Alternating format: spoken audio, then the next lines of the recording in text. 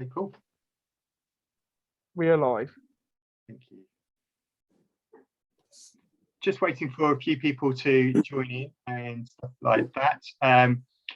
This is the first session we're doing with Fair Game. We're recording it, so it will go live up on our website after this session is done.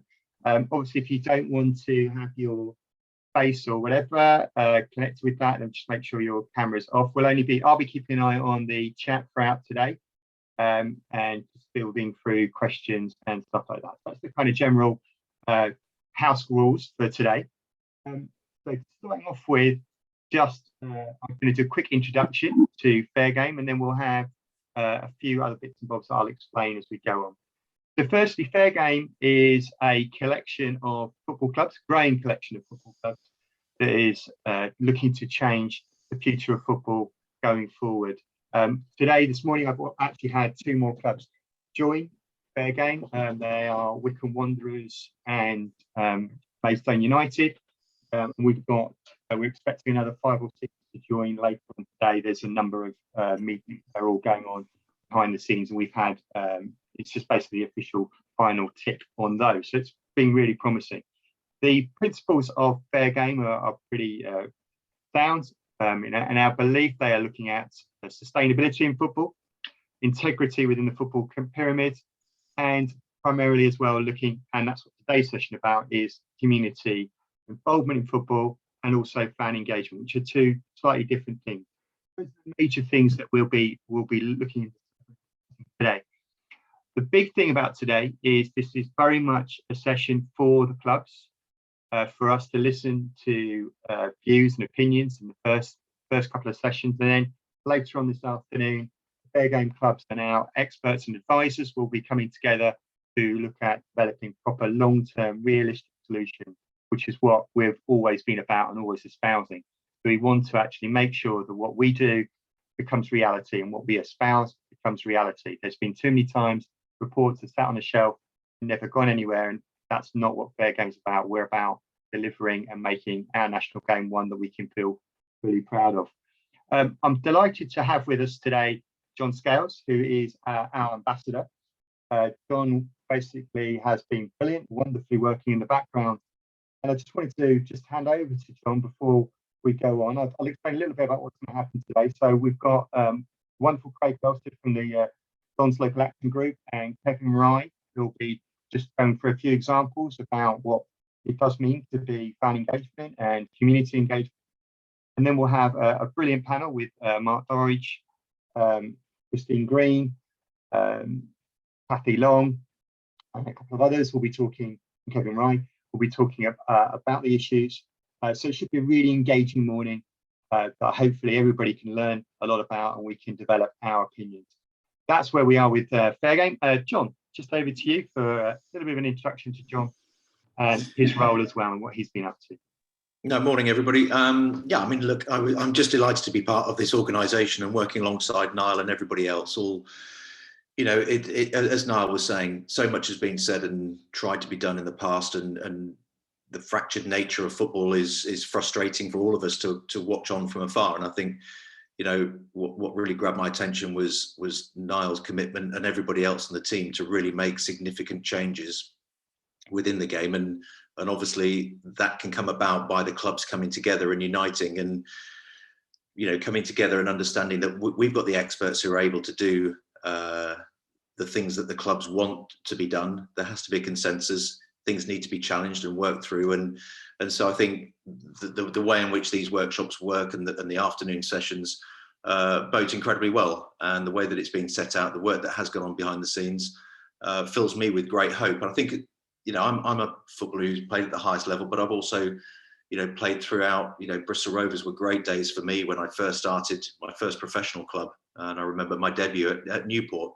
And, you know, throughout my rise, I never forgot, you know, the importance of the pyramid of football from my perspective, and now we see it even lower and throughout football. The issues resonate with all of us, and, you know, coming together collectively, from my perspective, any help that I can give, I will give gladly. And it's great to see Craig on the call, of course. It's great to have Kevin as well. from the fan engagement side. So really looking forward to hearing this morning's conversations.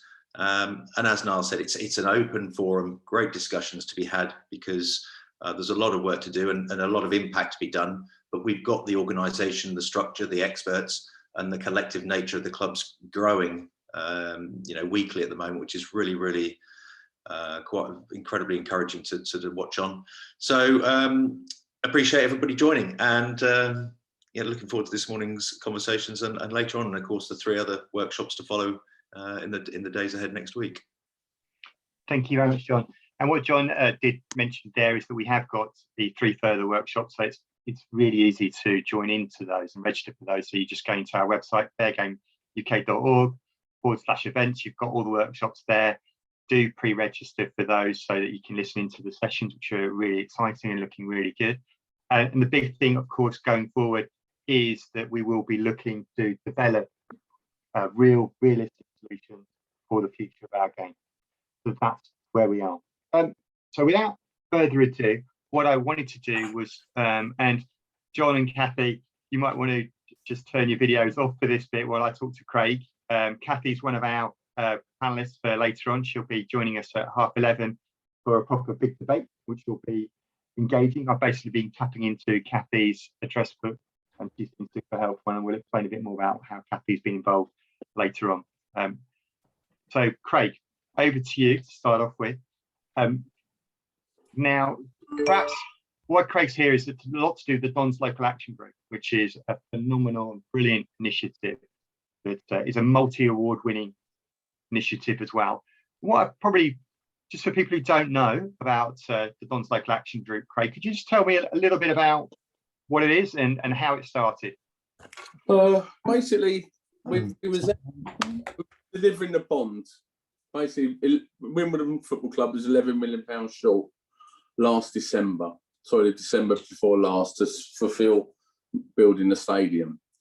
So a load of supporters got together with a Plough Lane bond, and we started walking the streets delivering leaflets to the community to try and help us.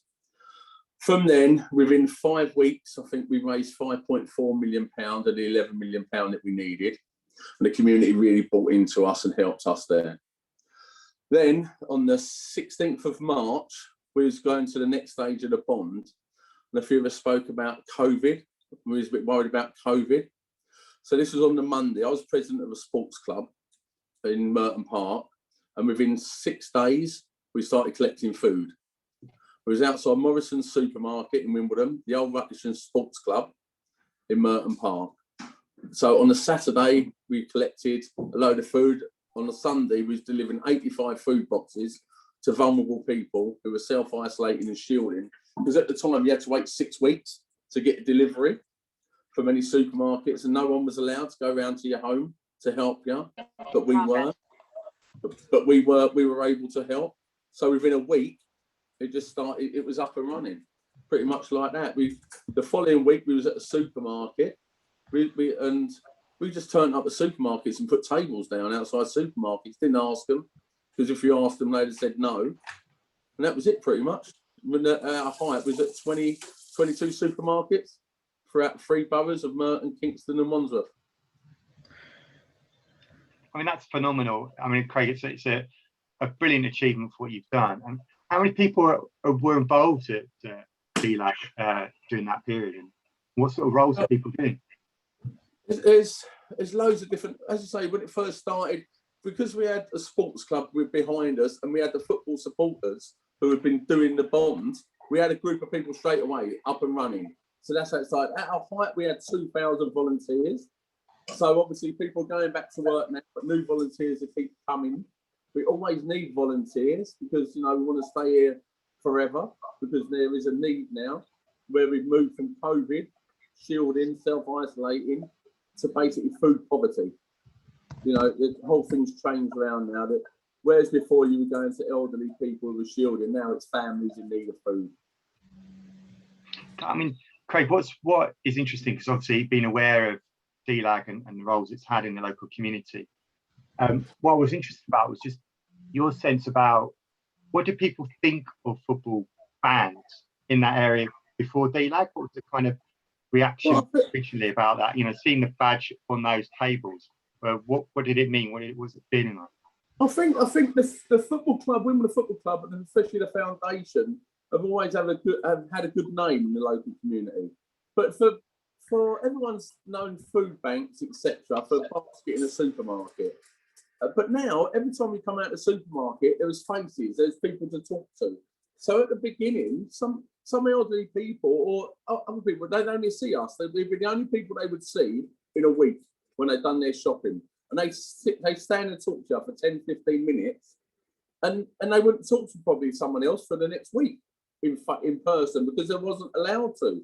You know, we helped people's mental health without even knowing we was helping people's mental health. And at the start, it was football fans because that was the nucleus of it. But now it's grown away from football fans. It's not just football fans. It's the community. It's everybody. It's everybody, different walks of life. We have scientists. We had a couple of homeless people helping. You know, we're from the top to the bottom of everything. Everybody mucked in, and everyone has the same goal: to get people food, furniture, and digital devices who haven't got any. Simple as that. I mean, that's really interesting. And obviously, what do you think it's made? Has it changed the attitude of people within Merton towards the club and Kingston about what we're doing? Have you seen that kind of an upsurge of interest in Wimbledon from the people you talk to? Yeah, I can see it from here because I'm head of operations, so I oversee everything really. And I have all the volunteers, all their questions, they all come to me. And they want to go, everyone's interested, when's the next game at the stadium? And some people weren't even football fans. But now, because the community has joined in with the football club, it's just one thing, not the football club and the community. It's a football club and the community together. And that's obvious now. We've got more supporters, you know, and people who weren't football fans, they're interested in football. And football fans aren't bad people.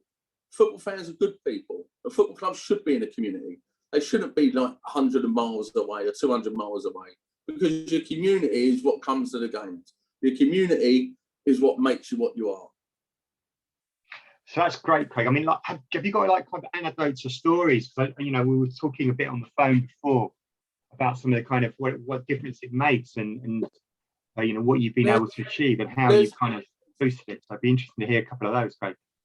There's loads of stories. Some, you know, there's a family that moved from a fire. Their house or flat got burnt out, so they got moved to a new address. No food, no furniture. Within a day, we'd furnished it out, and we got food to them within about 2 hours. We have domestic violence, you know, agencies move people from Scotland, you know, and all over the country. They moved down here. They let us know the next day they got furniture. We tried to transition it as good as possible because, you know, people have got tough. It's tough things. But thank you. We've got I couldn't do it today because I couldn't set up properly. But in the hub, we've got a big wall with thank you cards on them from schools where we've helped, from elderly people who we've helped, from organisations who we've helped. You know, that's what drives everybody. So as soon as you walk into our food hub, the first thing you'll see on your left is a massive board full of thank you cards, bright coloured cards, thanking. That just makes you understand what a difference you make. Now, simple. I got one yesterday saying about the man was so overwhelmed he took a photograph of his kitchen fully stocked with food now that we've given to him. There's a lady wrote to us about her 2 children, and one of them, she can't wait to get back from school to have her favourite strawberry jam. Little things like that. A little jar of strawberry jam means so much to a family who haven't got anything, who now, through Don's Local Action Group and AFC Wimbledon Foundation, they have got that.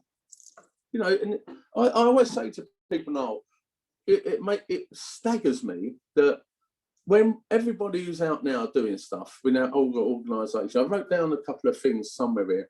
Our roles here now, we've got an operations team, we have a phone team, a fundraising team, a marketing team, a furniture team, which has client liaisons and people do repairs, a digital team, a volunteering, head of volunteers, head of admin who talks to organisations, a finance team, supermarket leaders team, hub leaders, drivers who deliver food and computers, store and all store volunteers. It's a huge, huge operation, and every single one of them people and volunteers, they're doing this for people they don't even know. They don't know these people. They're standing outside supermarkets for 6 hours, collecting food in the cold, in the rain, for people they don't even know, just to help people. And that's what Don's Local Action Group and the Foundation have brought through Don's Local Action Group to the community, making the community know that they're loved and they're getting looked after and people care. That's all. That's more than just all. That's phenomenal, Craig. I mean, for obviously the audience today is a lot of football clubs listening in from Fair Game, kind of our clubs and stuff like that. And it'd be interesting for them to get a sense about why should any other football club replicate what Don's Local Action Group are doing in their communities, and what value does it add to them? What would you say to them, Craig? What you do, every club, wherever you are, there's going to be some organisations or some people you can help. So the joy you get, the joy you'll get in yourself, just helping the local community, is massive. And the community, you don't do it to get awards. You don't do it to make yourself look better. You do it because you care. And when you do it because you care, the community knows you're doing it because you care. So any football club that's out there, just look locally to what's near you, and you've got the fan base. And if you've got the time, you'll have the commitment, and you'll soon get the volunteers, and you'll bring the community closer to you. It'll help your club, it'll help the community, and it'll help those in need. If you look, you'll find something that you can help with.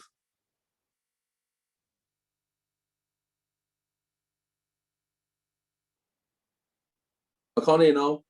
Sorry, Craig, my phone's just gone funny. There you go. My daughter was trying to get hold of me and just whatever.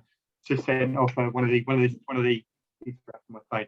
Craig, I'm going to be a bit egotistical and just ask you to list some of those awards that you've got, just for a moment, because I don't know if they're sitting around in the office there next to you. You've probably got, I don't know, a range of things, but it'd just be interesting. We got this one, which was a Sports Journalists Association award, and we got this along with Marcus Rashford, Lou McCarran, Ebony Rainford Brent, and that just obviously the sports journalists, they voted for local community awards. We have the Connect. What's another one? We've got another one. The London Football Awards, which was voted for by, we beat all the London clubs for the best community club award. We've got a Open Reach Community Award. We've got something else. I don't know what it is. But that, we don't. It's not. The awards are for the awards are for the people in the community who are helping the community. They're community awards. I always say that this award here, that needs to be broken down into 2,000 parts, and each part of that goes to somebody who's helped along the way to get this. And help. That's all it is. And it's nice to be recognised, but it's nice because the volunteers don't do it for that. They just do it to help. That's all. And everybody, if you look close enough now, everybody knows someone who needs help. But we're fortunate that we're getting the organisations that are referring those that need help to us, and we're able to get food to them. If a prime example, if an emergency food box someone needed food now, and so we got a request now, within half an hour, they'd have food at their house. Because I'd just take it straight in there, the box would get made up, the driver would come take it to the house. And what we get from that is it's unbelievable. We can do fresh fruit and veg. Other agencies don't do that. Look, we get so many thank yous that we just we don't take it for granted because we don't do it for that. But we just get it. But it's loads of normal people doing wonderful things without realising they're doing wonderful things. And it's easy for football clubs. If every football club in the country done that in the local community, it wouldn't be that difficult, I don't think. Do you think, Craig, it would well transform how football is viewed? Because what you're talking about is 2,000 volunteers who are all talking about what they're doing with DLAG in the local community to their friends and their family. And you're helping thousands and thousands of people who are also getting a sense about what football fans and others can do, and really changing the attitude about what a football club is. Would you see that in as AFC Wimbledon being more than a football club? Oh, without a shadow of a doubt. Without a shadow of a doubt. AFC Wimbledon is the community. You know, if it is, because every community has a football club. It has to have something to look up to, and the club has a responsibility to look after the community, disadvantaged people in the community, the people who need help in the community, be it through the football club supplying support at schools, or as in our case, supporting digital poverty, furniture poverty, and food poverty, linked with the foundation. When this first started, Noel, I remember Phil, the director of the foundation. Well, we was working from home and we had a phone line. And then after it went for the foundation, where Phil's crew were answering it all, it's going to like my house from 6 o'clock till 10 o'clock at night. And this was like 7 days a week. So from day one, Phil, the director, is getting phone calls at his house for people who doesn't know, asking for help. Everyone's a little bit out of their comfort zone, doing different things that they never used to do. But, it gets done. And football fans are good people. But at the end of the day, football clubs run properly are good clubs. And they've got the assets to help the community. People at the football club for the community to look up to. You go to schools, you put smiles on kids' faces. They're in a position where they can make things different. That's what they are. That's an amazing story. I'll continue talking to you, but if people wanted to ask me questions of Craig, then by all means put it in the chat, and then we can pick it up from there as well. So Craig, going back to this kind of, what would you see as the future for DLAG? Where would you see yourself, going as an organisation, and would you like to see it replicated across the country as well? I'd love to see it around the country. We're not going anywhere at the moment because, as I said earlier, it's poverty now. We don't look into the reasons why. So if someone comes to us, we don't want to hear, oh, the government should do this, the government should do that. That's not up for us to worry about.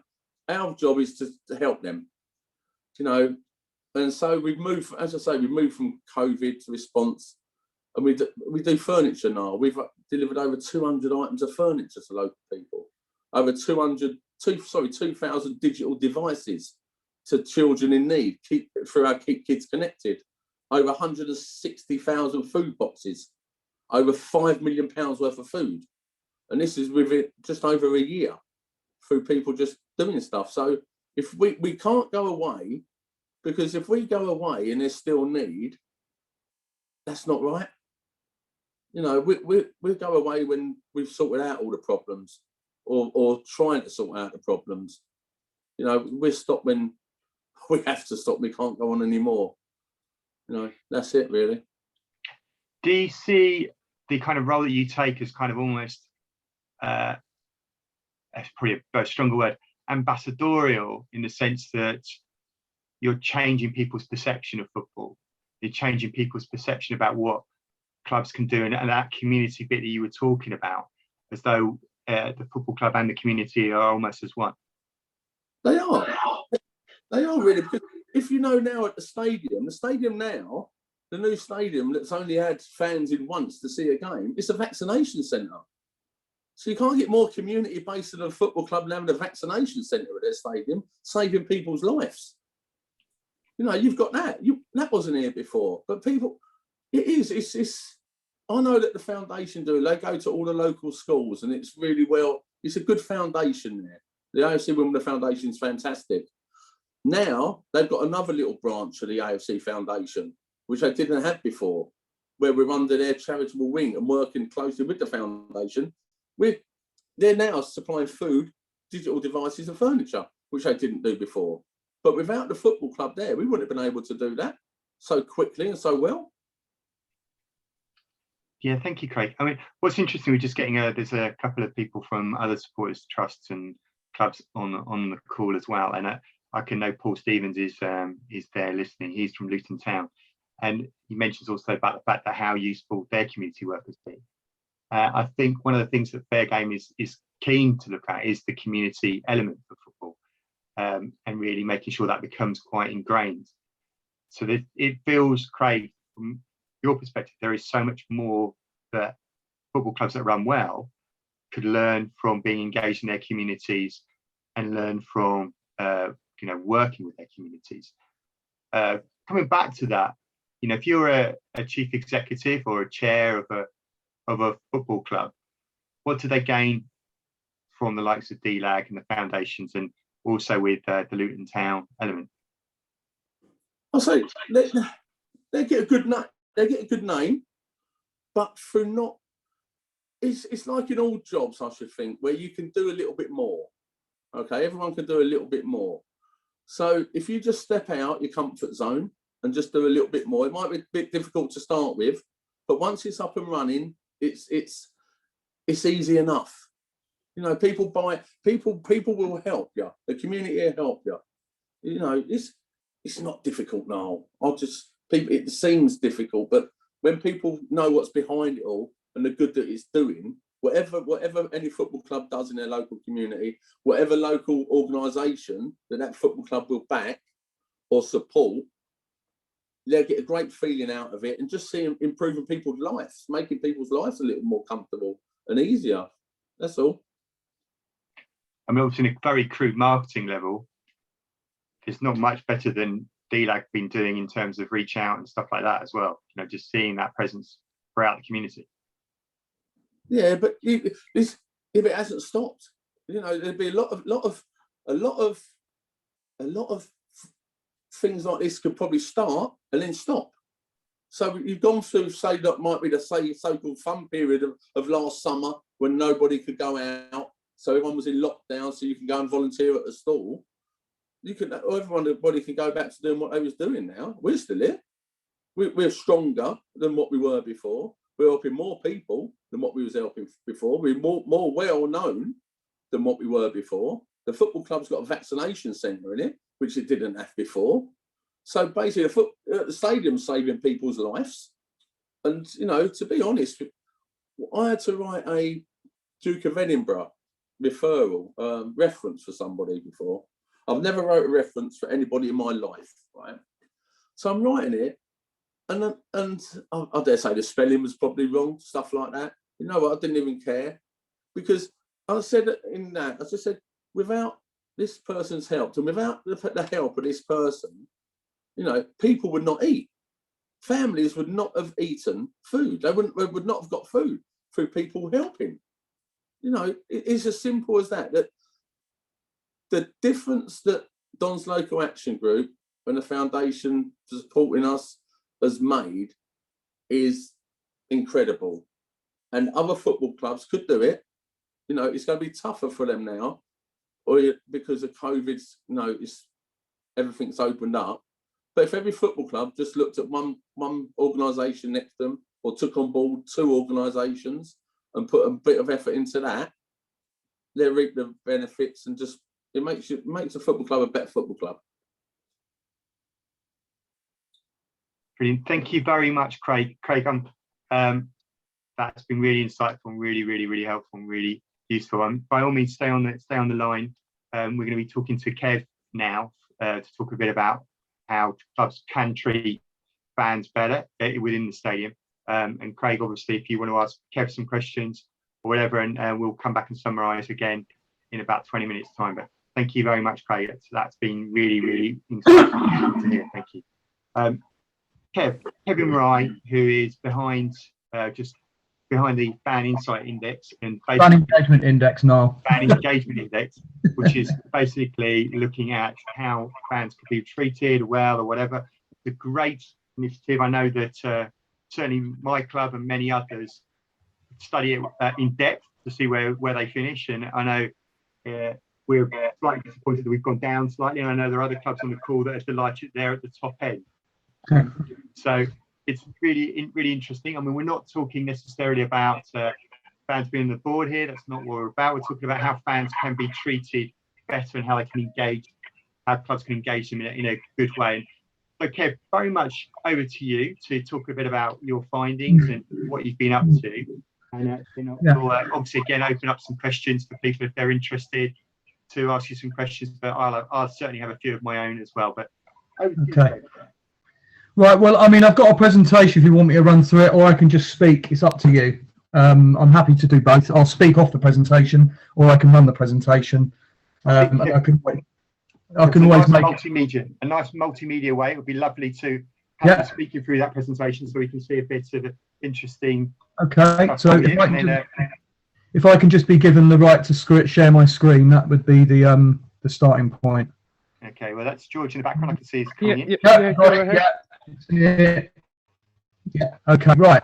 So this is a sort of quick run through really of it was Fan Insights previous, it's Think Fan Engagement now, and it's really about, I mean, it's generally about where English football's getting it wrong and what it needs to do to get it right. And I'll just run through a few things about me, about the Fan Engagement Index, about the pod that I do, and what I'm trying to do to define, analyse it, measure it, and also improve it, because all of this is useless if it doesn't actually result in improvements and people doing it better. So if we just, I'll just take you through my presentation. So me, for those who don't know me, I was an activist in 2001-2, never was involved in the Dons Trust because we didn't have a trust at the time that, well, certainly not that was owning a football club. I was involved in the Independent Supporters Association. And then in the early sort of weeks and months, helped with a lot of the publicity around the reformation, note reformation. I always say that because that's exactly what we did. And then ended up a couple of years later, Dave Boyle asked if I could come and do a few months work with Supporters Direct because they needed someone who could hit the ground running with my skill set. And I stayed for 11.5 years, helped to set up SD Europe. Ended up working across all sorts of organisations, clubs, federations, politicians, all sorts. I'm strongly influenced by what we call stakeholderism, if you want, cooperation, co-creation, and sort of being driven by values. And I ended up studying, doing my diploma in public relations with the Chartered Institute of Public Relations, which is my professional body, the role of the stakeholder is absolutely critical in all of that, and the understanding of proper practice of proper public relations. And I ended up actually studying the relationship between English football clubs and their fans as part of my final project, and spoke to a lot of really interesting people. Quite a few of whom have actually ended up being on the Fan Engagement Pod, if you're an avid listener. I picked this one out. It's something that Liam said quite a few times. Liam is one of the outstanding chief executives in the game, one of the outstanding senior operators in the game. He's not the kind of bloke who is ambitious in that he'll just go to any club that will, the next club up and the next club up and the next club up. He's got an ambition to make Lincoln the best in all these areas, and one of those is in engagement, and very much sees engagement in the right way, which is not an adjunct to your business. It's absolutely fundamental to your business. And I'm going to keep talking about business because it is a business. People say the problem is that football's been run like a business. I say the problem is that it hasn't been run like a business, and it hasn't been run like the business that it is.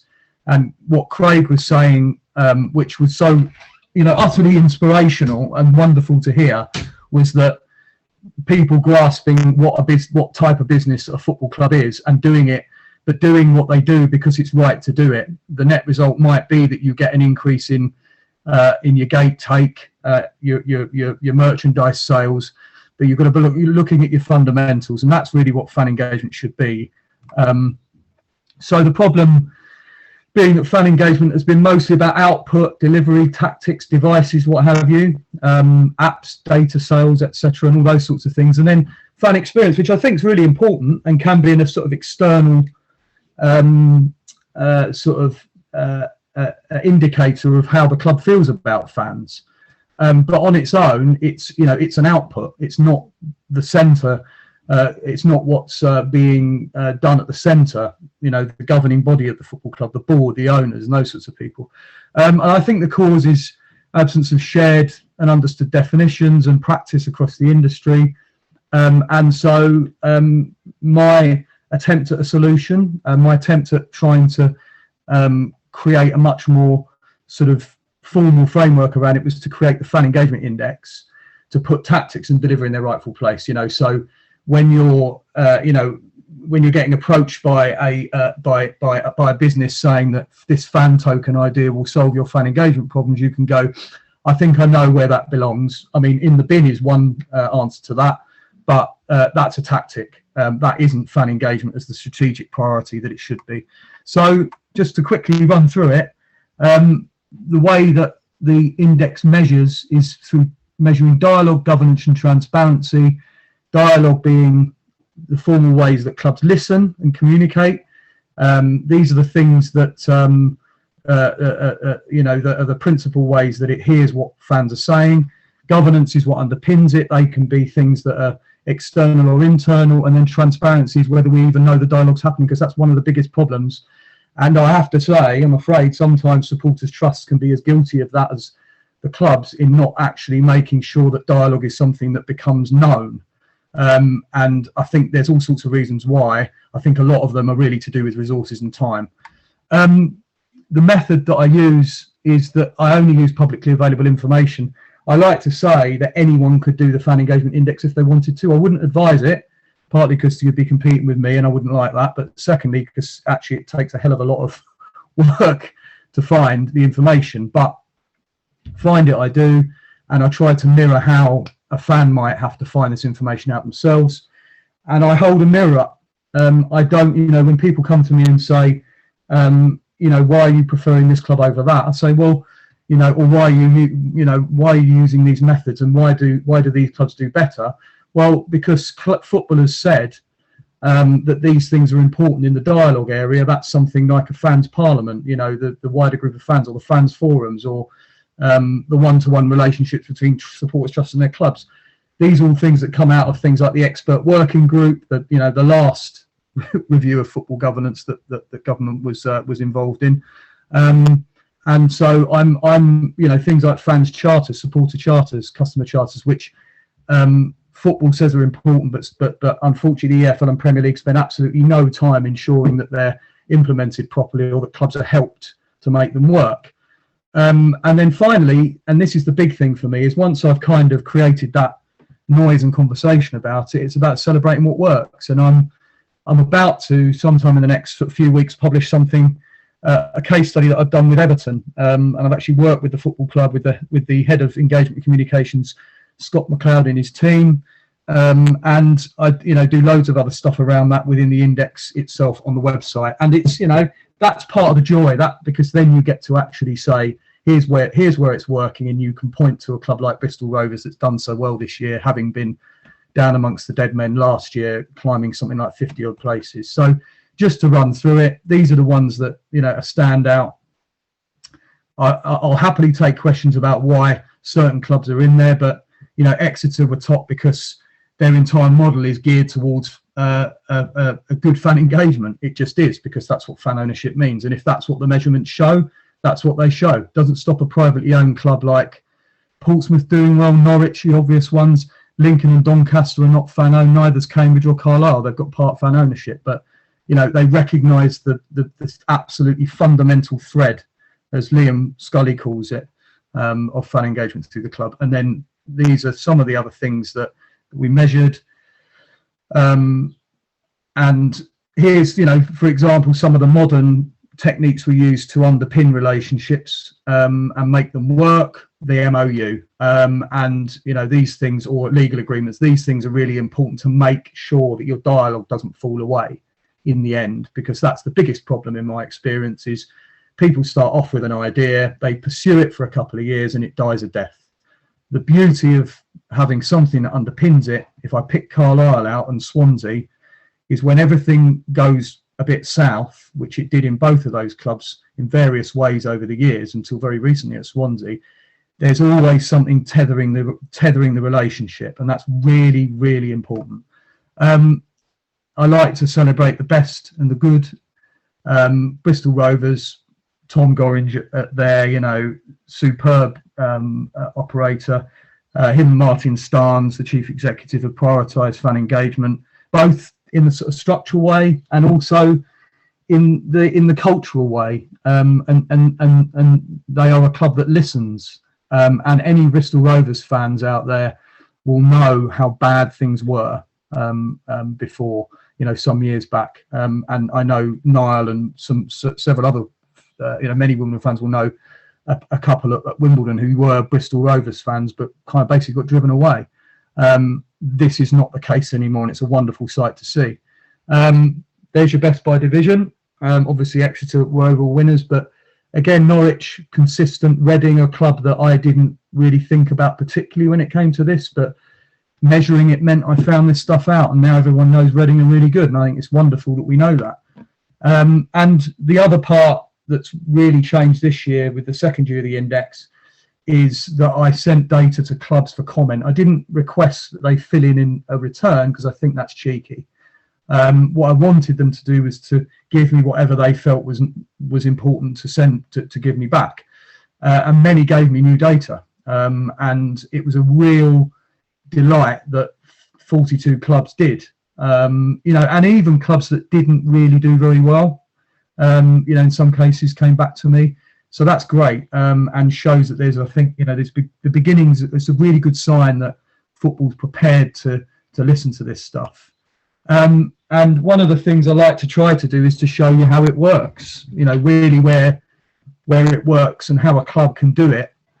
And these are some of they're not the only ones who do it well. And actually, in many cases, they don't even do brilliantly in the table, in some cases, but there's just, the table gives you a snapshot. What I really love doing is digging out what's really working. And these are the clubs that are making fan engagement work in various ways. And you can see eyes, ears, mouth, hands, heart, head and feet all relate to something to do with fan engagement. But I think what really, for me, if I look at all of these, what really underpins all of this is the attitude of the leadership in the football club. And we're talking here about changing the game and making it fair and more sustainable. That's going to come through, yes, potential legislative changes, but certainly changes within the rules of football.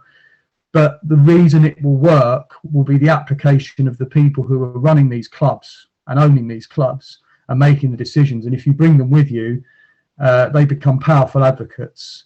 And all of these are, for me, in their various ways, very powerful advocates for very good fan engagement. I've had the support of one of the most important people in English football, as far as I'm concerned, who Andy Ambler is the Director of Professional Game Relations at the FA, used to run Fulham and Millwall, always has been very open about his views that fan engagement's a critical thread. It's great to have the endorsement of people like that. Norwich, I'm not going to blow my own trumpet too much there. And then just very quickly, again, I think, as I've indicated, the thing to do is we need to be sharing this stuff, because, my experience of the good is that people tend to hide their light under a bush. I was talking to someone the other week from a club, and, they were wondering why they didn't finish so high. And I said, well, because I couldn't find enough information on you. And that's one of the issues. And he said to me, well, I think we need to be a bit more public about what we do. And also that means you're bringing other people with you. So that's what I want to do with the podcast. Everyone does a podcast now. I'm going to keep doing it, whatever happens. But this is really important for the project I'm engaged in here. I do 3 forums, but the important thing here is that I'm speaking to, everyone. And as far as I'm concerned, clubs have something to say, activists have something to say, the governing bodies do. Practitioners outside of actual clubs themselves, people like Tim Crow, Fiona Green at Winners, all these people, there's a massive discussion, Mark Bradley at the Fan Experience Company, they all have something to contribute. And what I'm trying to do is bring all those threads together. And it's a tremendously exciting thing to be able to do. So that's my lot. I hope that's answered some So I hope that sort of helped to kind of set the scene a bit. It might be a lot of information to absorb, but I'll put the presentation. I'll share the presentation with you, and there's obviously fanengagement.net is the website. Thank you, Kev. What I'd be, obviously, I mean, we've got people that work with fan engagement for a long time as well that are involved in it. So it's been something that's been on the agenda for a lot of people for a long time. And I know that certainly praise the work of Kathy Long, who's on here as well, who was involved with this as well before, and she's done great work. So I think the issue of fan engagement is being there. What we're looking at through the index, which I think is really useful, is actually looking at who does well and who doesn't, and having that system about trying to look at what is best practice. And I think for fair game clubs, what we're looking at is what is the benefit of good fan engagement? What does it mean? What is the bit on that? And we'll be coming to some of those issues on the panel at 11:30 as well. So I think that's really interesting. Before we do go onto the panel, on a commercial basis, so obviously, we're football clubs are businesses. We need to look at how we become sustainable. How much does fan engagement help? And in a way, this will go with Craig as well, but we'll go with you first. How much does fan engagement help a football club become sustainable? Why is it? Where's the importance there? Why should let's play this with Africa? Why should they bother? Shouldn't they just be like a customer going to the cinema and that's it, and leave it there? Well, I mean, a cinema understands its customers, doesn't it? They understand what they want. They try to sell things to them. They try to ensure their experience is good. All right, in the end, the relationship between me and my local cinema is likely to be very different from me and my football club. But then that's why fan engagement is important, because it talks to the specificity, if you want to call it that, the uniqueness of the relationship between fan and club. And that also applies across, to clubs like rugby league, probably sports like cricket in part as well, and rugby union. That it's really, it's just good practice to understand who's coming through your doors every day and who's purchasing what you're selling, and also because, another part of my sort of mantra, if you like, is I have no problem with the idea that fans are customers. They are in part because they're purchasing something. They are selling. Fans are purchasing something. Clubs are selling something. It's a kind of illogical emotional relationship. And so when you're selling, you're not just selling on value. You're not just selling on quality. You're selling on this emotional relationship. So for me, it's just basic business logic. If you're going to run a football club, then understand what you're running. Now, there's another question which is interesting and was provoked by a discussion I had yesterday with Julian Jenkins, who's a former director of, I think he was director of commercial and marketing at Cardiff, and ended up running Servette in Switzerland. And he said something of the order of, one of the problems as well, though, and this is an issue for fair game, is that there are too many clubs that are run on the basis that they make their money from transfers, right? That what they are is essentially a hub to turn a profit from the sale of players. Now, in a club like that, it's going to be difficult to get them to understand that fans are central to the business model. But that's the role of an organisation, a group like yours, and a group like this, and of the progressive clubs, to say, yeah, fine, you can carry on making money from your transfers. You can make even more money if you do a good job with the fans. So it needn't be one or the other. That in the end as well, if you want to look at it sort of cynically, if you will, or on a practical level, the other thing you get, take the example, Kathy's a Liverpool fan, so she'll know about this. Well, everyone would have seen it. Why did 10,000 fans of Liverpool walked out in 2017, I think, wasn't it? The walkout on 77. Those are your customers deciding that they've had enough of your product, if you want to look at it in that way, or your service, what you're offering, right? They've had enough. but it's not just that they're not walking away and they're not going to go to across the park to Everton or go down and go over the way and start supporting Tranmere. They're going to make sure that you change your mind, right? They're going to do all they can to force you to change your mind if they have to. They'll boycott if they need to. So if you're doing fan engagement properly, those things shouldn't be happening. And if you're doing it badly and those things are happening, you've got a problem. And that's undermining your business model. It'll even undermine you if what you want to do is grow a quote unquote global fan base, because the reason the global fan base are interested is because what your club is. And there might be some slightly softer relationships there, but a lot of the attraction of what a football club is about what it is at its heart and its centre. So, in the end, run a football club. If you're going to run a football club, then run it in the way that it needs to be run, because you'll find it's a better business. You'll make more money out of it. But in the end, I think, if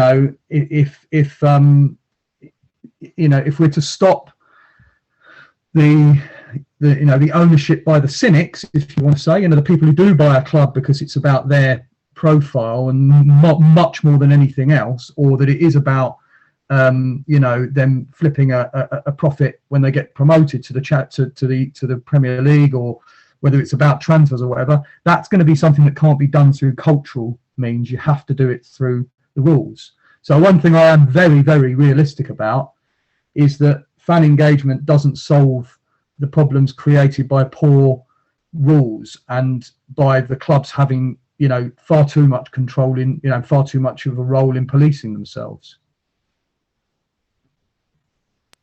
On that, Kev, obviously what we're looking at here is a solution. That's what we want to try and do by the end of today, to get a sense of top-line solutions about what is the best model for football clubs to adopt, with the view that this has to be realistic and this has to actually be something that the football clubs will buy into.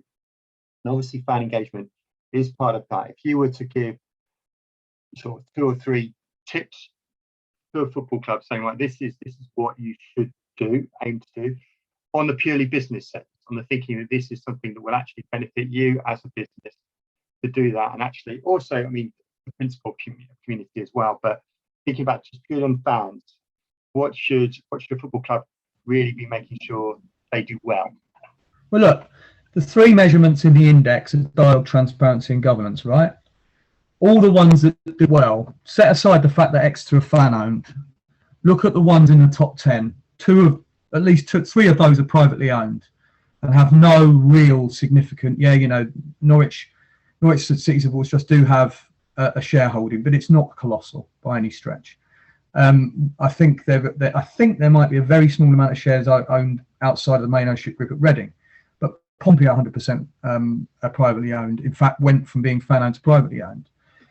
Yet, and Pompey a really good example, they took a culture with them of dialogue, of the dialogue, of the governance and the transparency. So if you're going to do it well, my three tips are: listen, use all the methods that exist for dialogue. So have a relationship with your activist group, your supporters trust, in most cases. Underpin it with something that's going to secure it and make it be there for the next 10, 20, 30, 40, 50 years, because whoever owns the club needs that relationship. Have your fans parliament, because that gives you a level of input and insight that you don't get from just having that central relationship, because that gives you much more of a feel about what's going on across wider groups. And then do your global transparency, if you want to call it that, your fans forums. Copy what Paul Barber does at Brighton, by being utterly transparent about everything, publishing your account, sending it to people, to journalists, so they can analyze it. So you're not, you can never be accused of hiding anything. Governance, make sure that what you have is underpinned, that whoever comes along next has to take care of it, because the rules say they have to. English football gets in such a paddy about rules.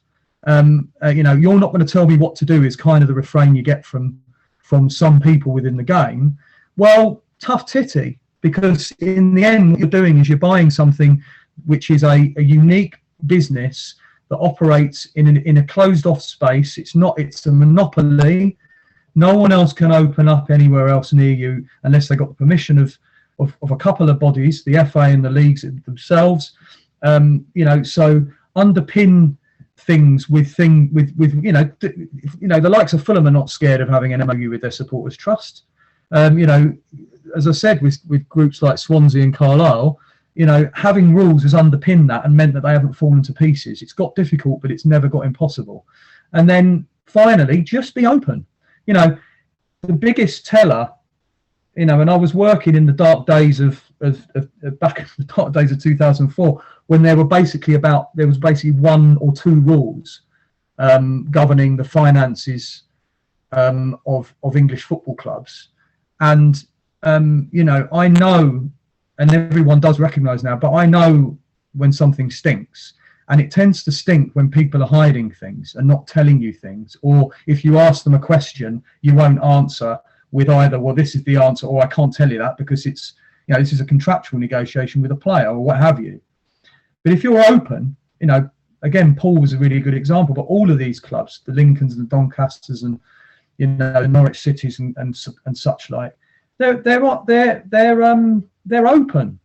And the thing is as well, I might add, is that people's expectations now are for their brands, the things they like, the clubs they follow, increasingly, despite what some of those wallies involved in the ESL, particularly Perez, believed, Gen Z are not just a bunch of feckless individuals who just are obsessed with everything being done in nuggets of five minutes.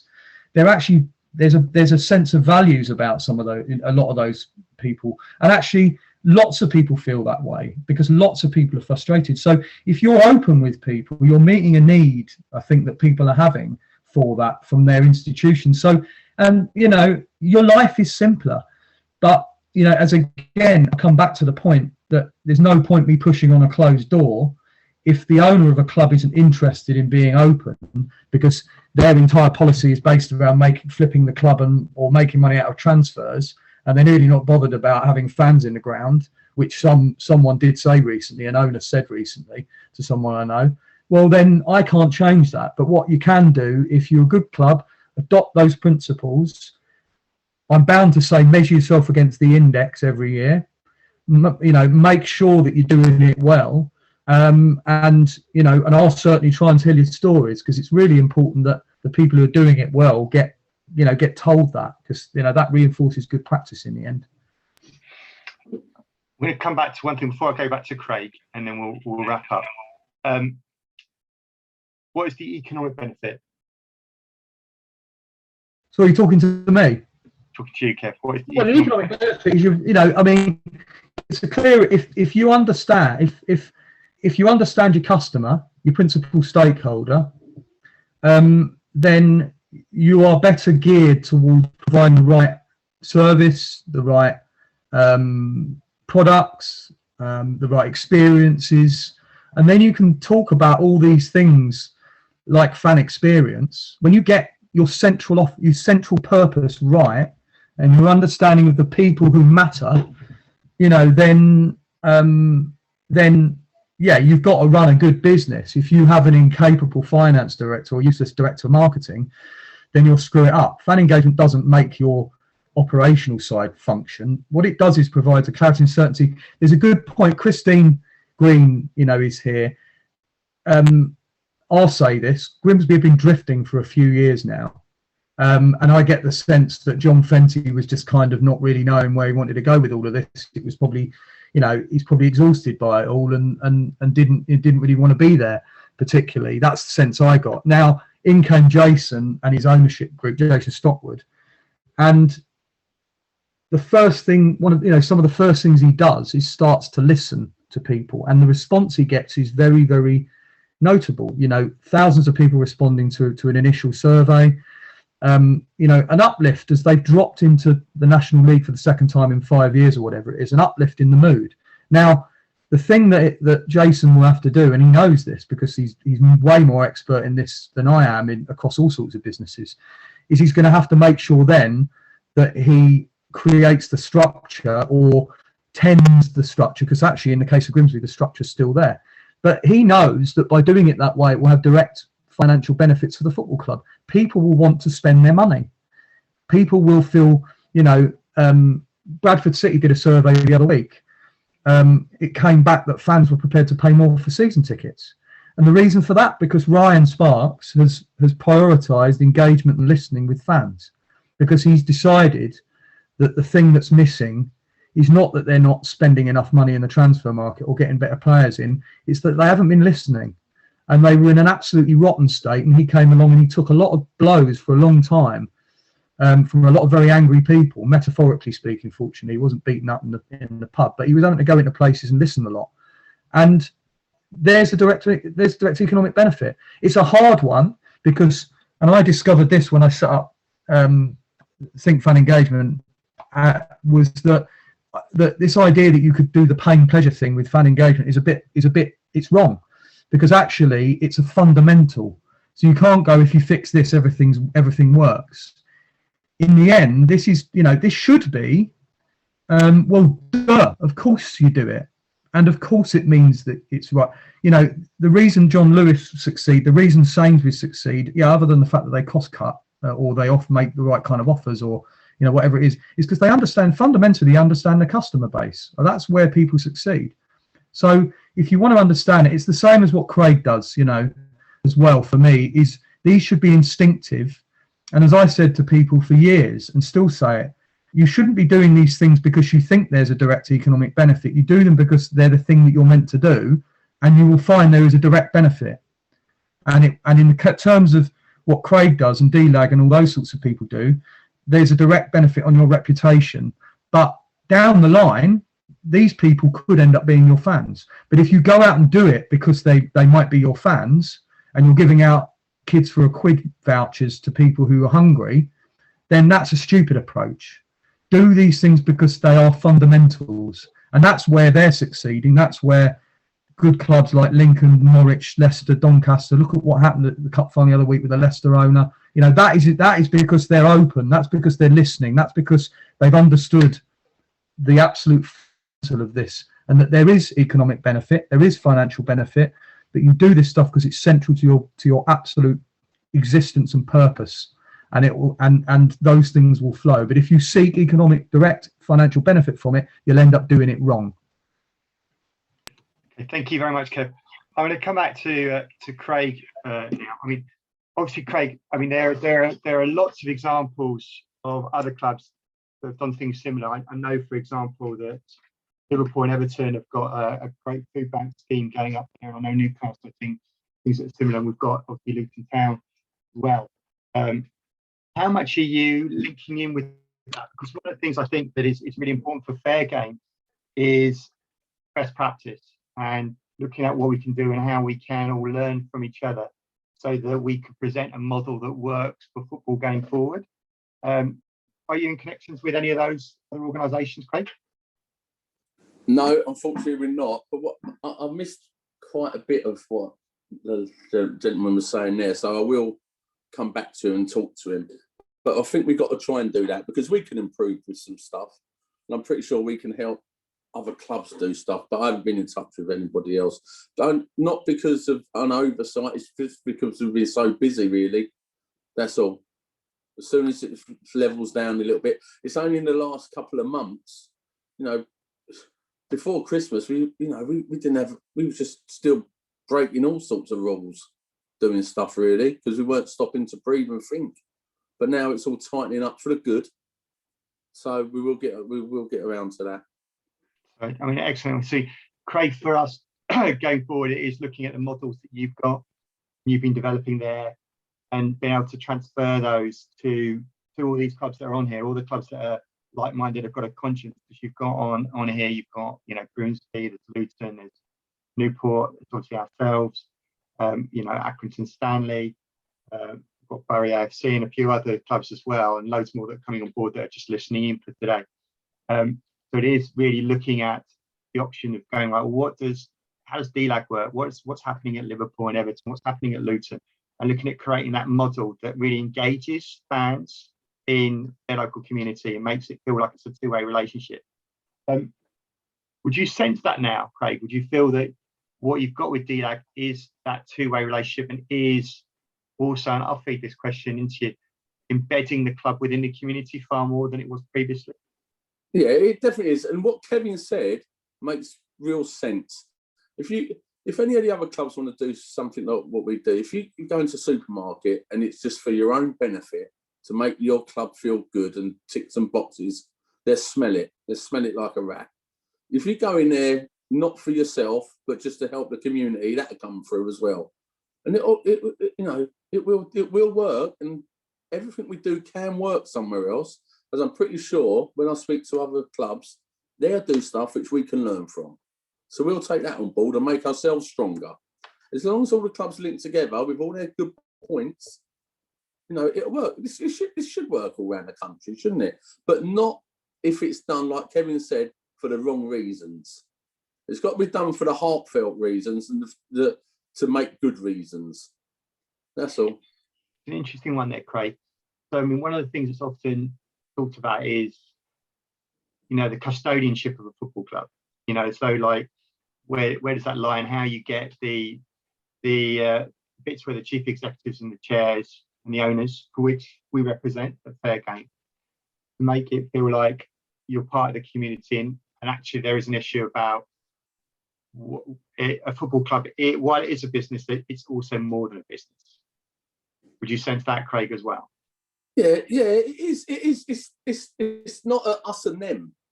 Don't treat it as a us and them. The manager of us at the moment, Mark Robinson, him and his wife Claire were outside supermarkets in Wimbledon from day one for us.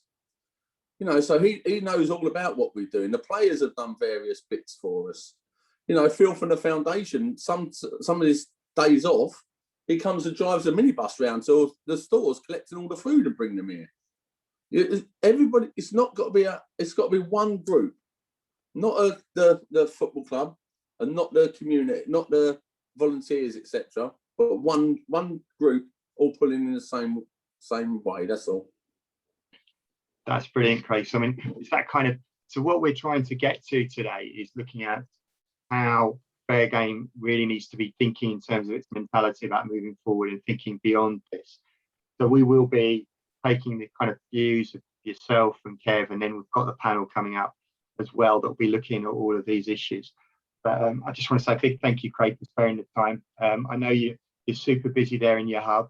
With I've seen loads of T-shirts going backwards and forwards behind you, picking up various different items. Just saying a big thank you for what you're doing in the community. And for me, I think you illustrate what good football fans can do, and the kind of things that we've seen at another place in the country. And it feels like it's a good way forward for us all. So thank you for your time, Craig. It's really appreciated, and that's great. Kev, also just a big thank you for that. We'll be welcoming you back on the panel in a few minutes time. We'll just finish a couple of minutes early, and we'll all be back here for 11:30 for our first panel debate that will be coming forward, and I'll be delighted to welcome Mark Diorich, Kathy, Christine and Kev onto that panel in a few minutes. I don't know if John's still there, but if John, you've got any comments on that, it would be interesting just to see what you think just to wrap up this first session of Fair Games workshops. Yeah, I mean, obviously DLAG I know very well, and I know Craig and all the efforts of the whole team there. It's sort of inspiring, it's humbling. It's as we all would listen into that and just say, going back to the sort of point at the end, things have to be authentic, and people smell when they're not authentic, and sort of that's been highlighted, I think, more than ever in the last sort of 12 months. You try and do things in the wrong way. It was interesting also listening to Kevin, just thinking about, being open, and I just sort of thought, when you're operating in dark corners and you're hiding things, that's when, in a way, people exploit those hidden dark corners, agents, clubs, bad managers, whatever they are. And you talk about, salary caps and everything else, and the inflation and the things that have happened within the game. Having open, transparent environment where clubs operate in de-escalates inflation. So again, you talk about the benefits. they go far and far wider than just what we were talking about, you know, the essence of fan engagement and the importance of fans and the recognition and the quid pro quo that comes back many times over. It's also an essential part of the governance of football, I think, is understanding this. And so you need that fans parliament. You need to engage the fans because they're the sort of, in a way, the regulator. If we can sometimes sort of impose elements that we're talking about that actually have a benefit on the other parts of the governance that we're also trying to do. So it is essential. This piece can be seen as a sort of a nice to do in a way, and the value of putting fans, you know, valuing them and putting them up there is important. But actually, it goes far beyond in that. I mean, that was sort of what my thinking was. Hearing, you know, both Craig and Kevin talk. You know, and the economic benefit, you know, it comes through all that side of things. It is a unique business, like you said, you know, it's this balance of custodianship and the economic, you know, value of football and the importance of being able to, you know, we talked about it over the last couple of weeks, you know, the speculative nature of being able to carry some of that speculative manner of football, but not being reckless, understanding that you want to, you know, invest in the football club and make progress, and that needs to be done. But it's transparent and open and you're not being reckless. You know, it's this balance within all of this that needs to be, and it all coexists, all these issues that we've touched on. So it's going to be fascinating listening to the panel, you know, discuss the impact of community and the wider benefits. Brilliant. Thank you very much, John. And with that, obviously, we've got a 15-minute break. So do go get yourself a cup of tea and a biscuit or whatever. And we'll see you back here at 11:30. Thank you, everyone. Obviously, this is all part of our thought process. It's feeding into what fair game clubs are interested in, and we're taking all of those points forward and hopefully be able to develop some really tangible solutions and ideas and concepts going forward. So thank you, everybody, and we'll see you back here at 11:30.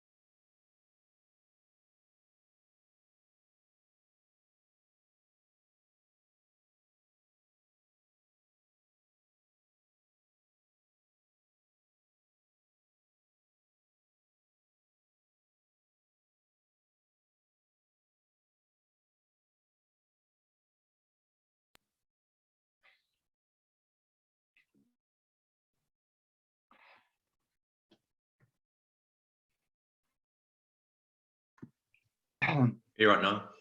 Yep. Hi, John. Hello, everybody. We'll get people slowly coming back. John's clearly tweeting away like crazy. I can see his mobile phone in his hand. That's fine, John. That's a good thing. Just waiting for everybody else to jump back in and do that. Excellent. There's Kev. Great to Kathy. Hi, everyone. Brilliant. So I'm just going to introduce for the second session of the Fair Game workshops. Obviously got John here as well, just listening in. I'm going to just hand over quickly to Christine Green. Very happy to have Christine Green here representing one of our Fair Game clubs, Grimsby Town. Absolutely delighted to have them on board. The amount of goodwill that we've had from Grimsby fans on the Twitter feed has been phenomenal. They basically completely swamped out our Twitter feed. So obviously what Christine's managed to achieve in just a few short weeks that they've been in charge there has been brilliant. So really happy to have Grimsby as one of the founding members of Fair Game. Christine's going to be chairing this next session. So without further ado, I'll hand over to Christine for what I think will probably be a really exciting panel. Thank you, Christine. All over to you. Thank you very much. So I'm Christine Green. I'm a fan elected director for Grimsby Town, one of two. As Kev has sort of merely introduced or touched on before, we've just had a takeover, so we are quite an anomaly in terms of relegation into non-league, but the fan base is absolutely buzzing. So we're very much an anomaly there. The new owners have come in. The first thing that they've done is said, we want to understand where you are and we want you to help influence a game plan for us. So a survey's gone out, that's closed. I think we're about 4,500 responses to that. Fans were on average taking about 20 minutes to complete it. So I think it was quite a cathartic experience for them. We're then not only going to bring that back in and analyse it, that's going public. All of the answers will be fully available, not hiding anything bad that's going to be in there. But we're also, as I say, going to have an action plan, and that action plan is going to be completely public. We're going to be holding ourselves accountable to what fans are asking us to do, how we're going to sort it, and if we can't sort it, why we can't, and what our solutions are. So this is going to be a really good opportunity for me to listen into guys and what people are who are further along the journey than we are, to see what best practice is, and that's working at other clubs. It might not work for all, but we can sort of tweak and go along as we do. There are some questions from this next hour that we want to focus on and sort of not necessarily get answers to, but sort of start thinking about. So what does fan engagement look like? I've done a degree in PR, and the first question we ever got asked is, what is PR? And you go, not sure. So that's quite a broad question, not necessarily going to be a 1-point answer. There could be a whole list of points there, but it's just something to think about. How do we embed football clubs into their communities? We've heard two different points from Kev and from Craig in terms of the wider non-football supporting community, but also the football supporting community. So there's two different action points there and two different roads to look at and how we can cover all of that. But also how we tackle the issue of fan representation, whether that's diversity or representation on fan boards. Is that needed? Is that essential? And if it's not, what model are we looking at? And this is looking at clubs looking to solve problems that are in football. So football clubs taking ownership of issues that are in football and looking to give answers. So that's what we're here for. I want to start off with Kathy. And I've got a question for you, because obviously you've worked in supporter liaison with the Premier League and with the Football League. So what is it that leagues are doing with football clubs to sort of take ownership of fan engagement and community involvement? Yeah, thanks, Christine. Should probably give you my background first to give a bit of context. So I joined the Football Supporters Association in 1989 after the Hillsborough disaster. Quite a frustrating week in that regard. I think everybody will agree. And I very much came from that campaigning background, was sort of being a flea in the ear of the football authorities. I think I was the first fan rep from a supporters organisation, because we set up fan reps for Liverpool and Everton. And I remember writing a proposal for supporter liaison officers in about 1991, which I found recently, which was astonishing. But I worked for the FSA as well. I edited their newsletter in the days when you basically didn't even have a computer in your house, which was an interesting task. Makes me feel old now. And then I went to work for the Premier League from 2001. They basically said, stop campaigning from the outside and come and influence it from the inside and try and get these clubs into shape. And I kept saying no, because it was actually a lot of fun just doing that from the outside. But what I did when I was there, and Darren Bernstein from the who was at the Football League at the time, who I think is on one of our panels next week, and he's a brilliant guy. Our job really was to try and just get best practice across all the clubs. But I think we started from just trying to get any sort of practice. Kev mentioned the charters in the past, and our job really was to get the clubs into shape. At that stage, nobody had supporter liaison officers. Nobody really knew what it meant. Nobody talked about fan engagement. And it was really bringing the clubs together to actually get them to discuss, like, actually, how can we change these things? So a bit in the way that we're doing now, but work with league support. And I have to say, I think without that, and with the sort of work that Darren was doing, which was much tougher because he had 72 clubs and I only had 20, a lot of the changes wouldn't have happened. And I do think that in those days, there was an understanding from the leagues of what needed to be. No, I'd say there wasn't really an understanding of what needed to be done. They understood that something needed to be done. But the challenge is always, and this is why we're talking about regulation now, is that you're doing that job whilst you're working for the leagues, and essentially you're working for those clubs. So I would get clubs fined if they didn't meet the requirements of their charter, if they had the wrong ticketing rules. You know, if you experience things like you can actually get concessionary tickets for your kids now, it's because of the work that we were doing then in making sure those things happened. And our job was very much to be those people in the background, because the idea was, well, you want the clubs to be taking the credit. You don't want it to be seen that actually this is just sort of the leagues being heavy with them. I think what's happened now, though, is that there's less of a focus on it at the leagues, I have to say, from my understanding, which I think is a bit of a shame. But I think the thing that worked most effectively was bringing clubs together. We would put on like 2-day events. And first of all, clubs wouldn't even be talking to each other. Like, we would have to insist that they sat down with each other. And I remember vividly that Middlesbrough refused to attend any events because they didn't want to share their secrets. And they were not filling their stadium. It was like, oh my God, what secrets do you think you have? And, you know, don't you realize that if you maybe divulge one of your little secrets, then you'll get 19 back if you attend that meeting. And I think we really broke down those barriers between clubs where everybody was a little bit competitive. And we're saying, you don't need to be competitive off the field, because somebody who's a Grimsby fan isn't going to just suddenly become a Plymouth fan, you know, so actually you can really learn from each other.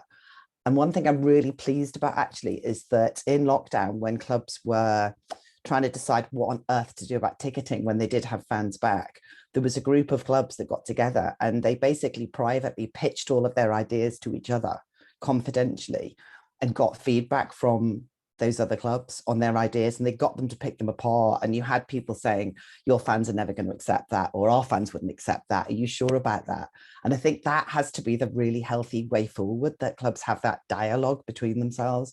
And I was really pleased because they told me, they said, we wouldn't be doing this if actually you guys hadn't made us actually talk to each other in the first place.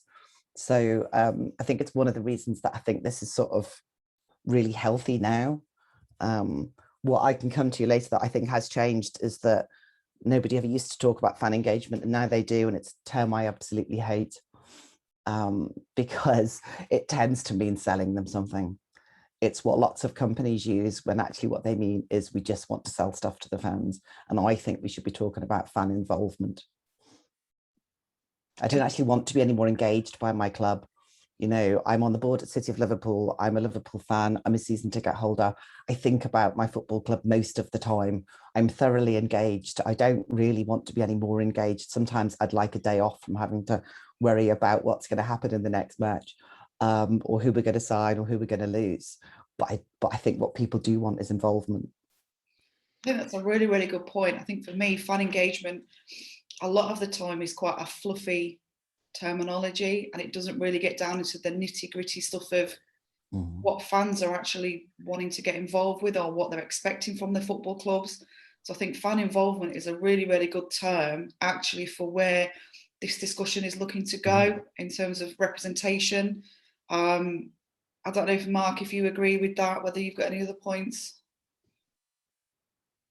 Yeah, thanks, Christine. Thanks, Kathy. I think just to follow on from Kathy and to introduce myself, so I'm an academic who researches around football fans, fan engagement, from ultras in Europe to more sort of supporters trust type events. I should also declare I'm a fan of White Hawk, which is the non-league club in East Brighton. And I think that's one of those areas where it's really opened my eyes, because I grew up as a Plymouth Argyle fan, so it's always nice to hear Plymouth mentioned. Kathy, thanks. But it's that involvement is totally different on a non-league level, and that proximity one has to the other fans, to players, to the people who are organising things, where your voice actually feels like it's heard, and you can do things, and then things happen. And you know, we have community events and we have engagement in a variety of different ways, both from a point of view of fans wanting to be involved, but equally also recognising that as a non-league club, how are we going to get more fans in when people are watching the Premier League on TV, or maybe watching the Albion, Brighton and Albion, and actually we are fighting and competing in a very different marketplace. But then that means engaging with the community and engaging with the fans and listening to them and getting them involved. And it becomes a self-fulfilling prophecy, because the more fans that are engaged, then the more likelihood they are to volunteer, to put their time forward, to be involved. You know, fans are not a homogenous group. They are diverse, they're heterogeneous. Some fans want to turn up and be entertained, and they don't want to be involved. But there are fans who have a range of skills that can be a benefit to the club. Fans who potentially have some really important insights, which brings in a different worldview and a different way of thinking, which could benefit clubs. We can see, particularly with the Super League more recently, is the owners may think that they're experts in some of these ideas and how to run a club, but actually fans also have ideas and are experts in different ways, and we all have a range of different skill sets.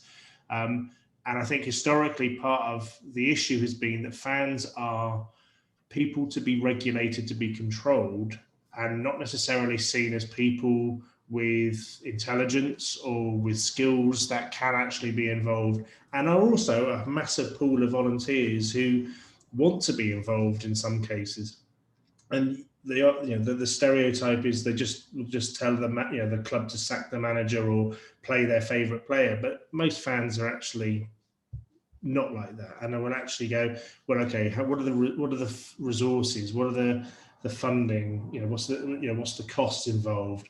And as Christine said about Grimsby, there's a huge upswell. That's what's important. There's fans there when the problems emerge. They're there to then step up and fill in those gaps. And I think what we've seen from COVID in particular is how difficult it's been without football for a lot of fans, but actually the importance of football in that case is that there will be a groundswell of people who want to get back into the grounds, want to help their clubs, will recognise that their clubs are financially constrained, and will be looking at ways of how to help in some cases. And what British English clubs have in particular is often their grounds are owned by the club. They're a space that can be used for communities. And I think that's one of the ways that English clubs can actually embed themselves in their communities and reach out. So they've got a space there that communities could use. I think historically, clubs have been seen as only focusing on what happens on the pitch, which in contrast to places like Germany, for example, because we get a lot of discussion about the 50+1 rule, which is, we should be more like them. And yes, we're moving towards that, but the 50+1 rule is actually a rule that's moving them closer to a commercialization approach that England has. But they're also coming from very different perspectives, which is that clubs were community assets, whereas in England, they were effectively businesses that were focused on playing a sport and organising around that. I think what we should be doing is moving towards that model of thinking about, okay, how do we engage communities? How do we use our assets, our resources to bring people in? Often, there's space there that communities need, and that creates a relationship, that emotional attachment in different ways to the club, which means they then come to games, building those relationships, and that's, I think, how we move forward. Mark, do you think that sometimes it's sort of forgotten that actually where clubs came from is that they were not called this in those days, but they were effectively CSR projects set up by local business owners to do something and put something back into the community? And I think people have forgotten that, and it's sort of come the other way around now, that they've become these businesses that themselves need to be engaging more with that community, and they've lost that understanding of where they are. I remember when we had such battles at the league with the Hull owners, with the Alams, because obviously that whole thing was such a nightmare in the way that they made so many mistakes and they just wouldn't listen. And they just didn't understand. They were trying to market Hull to this community in the Far East, And I had to explain to them, if nobody in Hull likes you, nobody in the Far East is going to like you. Because what people are attracted by is actually seeing that it's popular, seeing that fans like it. We all get attracted when we hear about clubs that are causing a buzz in their communities. But if you look at it and go, well, no one in Cardiff seems to like Cardiff City, why is anyone in Malaysia going to get behind that? I think it's taken those owners a long time to realize that.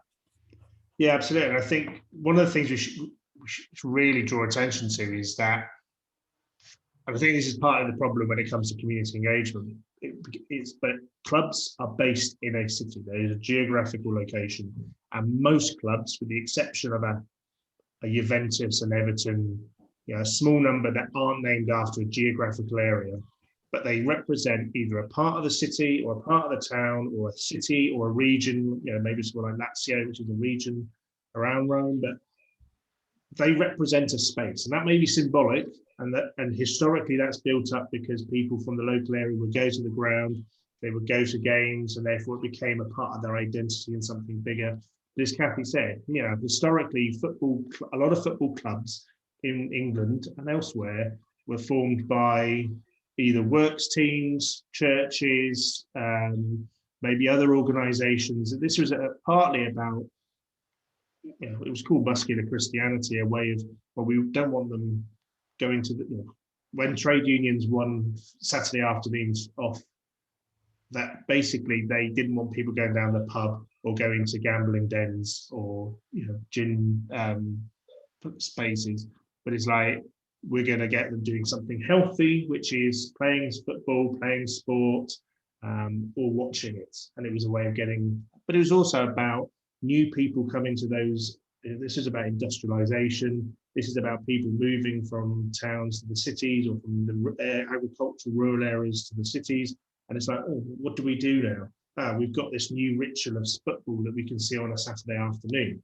And it's all part and parcel of being part of that space, that community and that city. And they were about engaging people, and even if it was very moral and about keeping them from betting and drinking, it was still about involving them. And historically that's been shifted as it became more focused on, right, it's about organizing games and winning games, and then became much more of a business, and specifically since the 90s. So that's a great point, Kathy. Just to pick up on a couple of points that you've both made, so Kathy and Mark. 20 years ago, clubs weren't talking to each other, everything was hidden, and now they are. But also, Mark, we're looking at non-league, a load of volunteers that actually are doing some of the community stuff better than your bigger clubs with the paid employees. So if we're looking at how to embed football clubs better into communities, do football clubs need to open their minds to looking at non-league clubs, looking at community-based organisations outside of football and how they're doing what they do well? I find, I don't know about anybody else, there's a lot of ego in football, and nobody's ever wrong. And when they've got a vision, they don't listen. It's really tunnel vision. I mean, our new owners have come in straight away and gone, we don't necessarily know about this. If we don't know, we're going to ask. And Kevin, I think, will come in a minute and back that up. But they don't know all the answers. And they don't pretend they know all the answers. And they won't pretend to a point of, beyond a point of bringing it back in, that there's some damage being done, as was at Hull City. People were telling them they know they're right, but they're not right. our owners are looking to listen. So is there an opportunity to broaden out the community-based work outside of the big clubs with the employees? I don't know, Kev, if you feel that's something that could be done. I certainly do. I mean, I can speak to that a little bit in what you're saying about ego first, which is that, you know, you would have those owners who just wouldn't listen. Whereas I always remember when Crystal Palace got promoted, the first shareholders meeting that we'd have with all the owners in the summer, Steve Parish made an absolute beeline for me and said, we don't know what we're doing. We've never been in the Premier League before. We haven't got a clue. Help us out. And I gave Crystal Palace more help probably than any other football club because they asked for it. And other clubs would get promoted and just wouldn't ask. But I think, I mean, Kev and the others can talk about some of the non-league stuff, but I think what's been interesting for me looking at clubs like Liverpool and Everton, where the fan supporting food banks initiative was very much set up completely by the fans.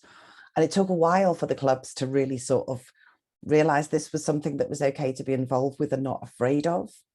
And the thing that I would find that the clubs would say most, when I would do presentations with them, I would have this picture of a set of floodgates, right, on a massive screen. Because they'd always say, well, you know, if we do that, we'll open up the floodgates.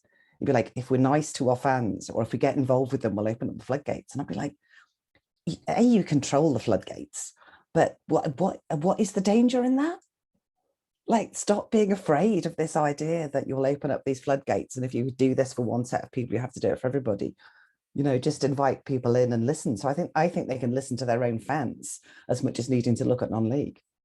Liverpool didn't need to look at City or Liverpool and what we were doing. They just needed to look at their own fans.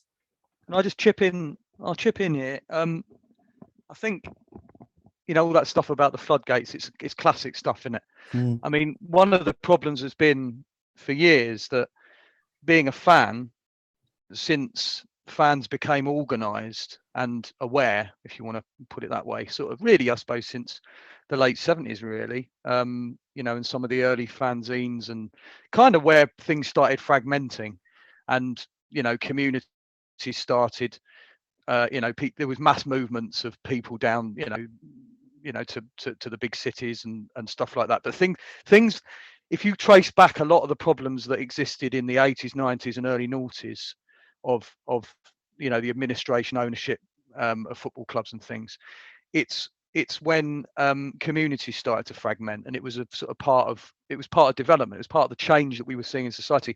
The essential reason why Wimbledon Football Club ended up being carted off 60 miles away, you know, our league place ended up being carted 60 miles away because they didn't take our club, they just took the league place, was because in the 1970s, the sense of what Wimbledon was as a place fragmented. It became part of a bigger place called Merton. The borough of Wimbledon no longer existed.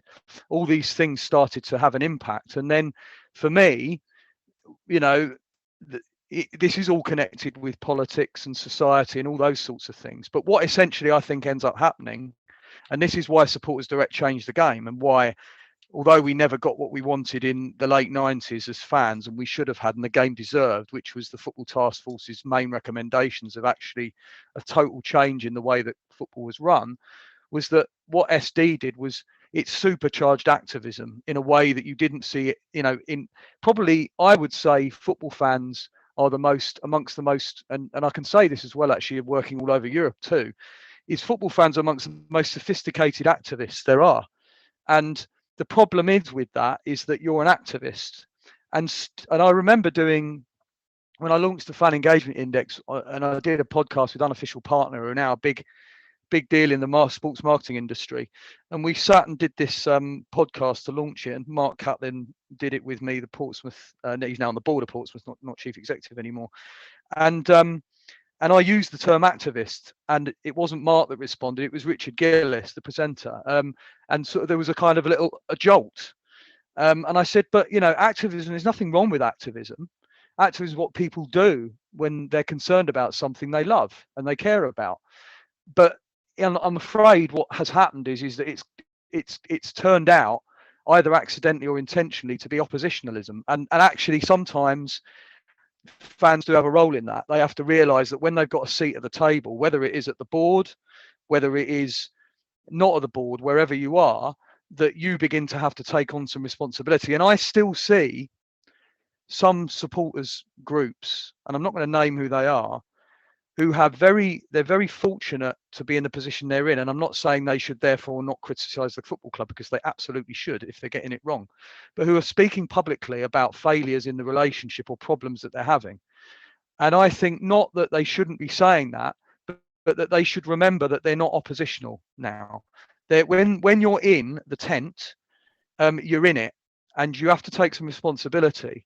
But I think also it's a maturity issue. You know, we've spent years being told that fans, the voice of fans, isn't important, and football is only really beginning to now understand what involvement really means and what the impact of that is. And just the last sort of thing, I think Kathy's point about engagement, I procrastinated about this term for a long time, and when I started, I did what we did at SD over the years, and I kept trying to find all these different words to mean it, and to mean what this meant. And in the end, what I did was I went, do you know what? I'm sick and tired of people flogging fan tokens and apps, nicking that phrase that I think belongs to us, which, you know, for me as a public relations professional, where the stakeholders in your publics are the people you're trying constantly to manage the relationship with and work with in order to ensure your reputation is as good as it can be.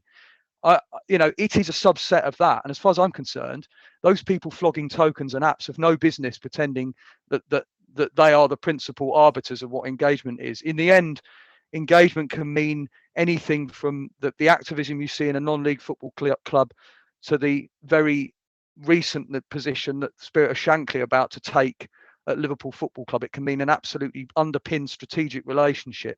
It you know, in the end, what we've got to get from though is that oppositionalism and that, you know, us versus them, to a position where the type of thing we see at Grimsby, where they understand the balance between business and you know, and the community side of it, and and I think also that some of the bigger clubs now, Liverpool, you know, whether you think they're cynical or not, don't start being too cynical, because they're moving in our direction soon.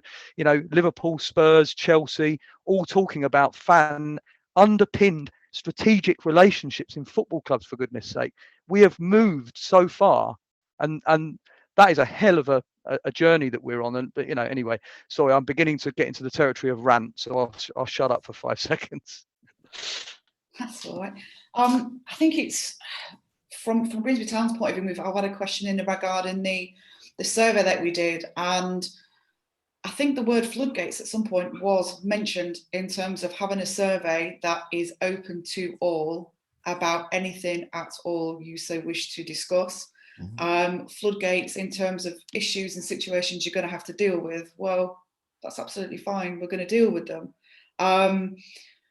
The level of expectation when that survey goes out, as a club, we've had to, we need to manage the level of expectation from fans in terms of what is going to come back to them. It's not a promise or give all situation, but there's got to be something. If the fans are putting in the time and the effort and the money, they need something back. It's not expected. Our fans, like a lot of clubs, have paid for season tickets for the last 2 years and not had a lot back. And they'll probably do it again. But that level of expectation is there. Talking about activism, and I know, Kev, I don't know if you refer to me as an activist in certain things, and I'm like, that. Until you understand activism, I think in football, in terms of football, that people that work in football, is a little bit of a negative connotation. It's an aggressive connotation. And I wonder whether, in terms of fan representation in football, at whatever level that this, you know, the Fair Game Initiative is going to look to go with, whether fans with a high level of a voice, and I've been there and I do a lot with policing, whether that puts clubs off. But actually, these guys are somebody that should be encouraged and listened to and brought right into it, rather than poles apart, if you see what I mean. I don't know what Christine, I think it's about a change. I think there are lots of things that beget the sort of permanent change that you're after, right? And I think language and culture are the two things for me that really, really matter. And I do think we've got to move from activists, because actually in the end what we're talking about now is, in that, if we say that that fans in this sense are activists, well then activists are owning and running football clubs, so they are football clubs now then, yeah?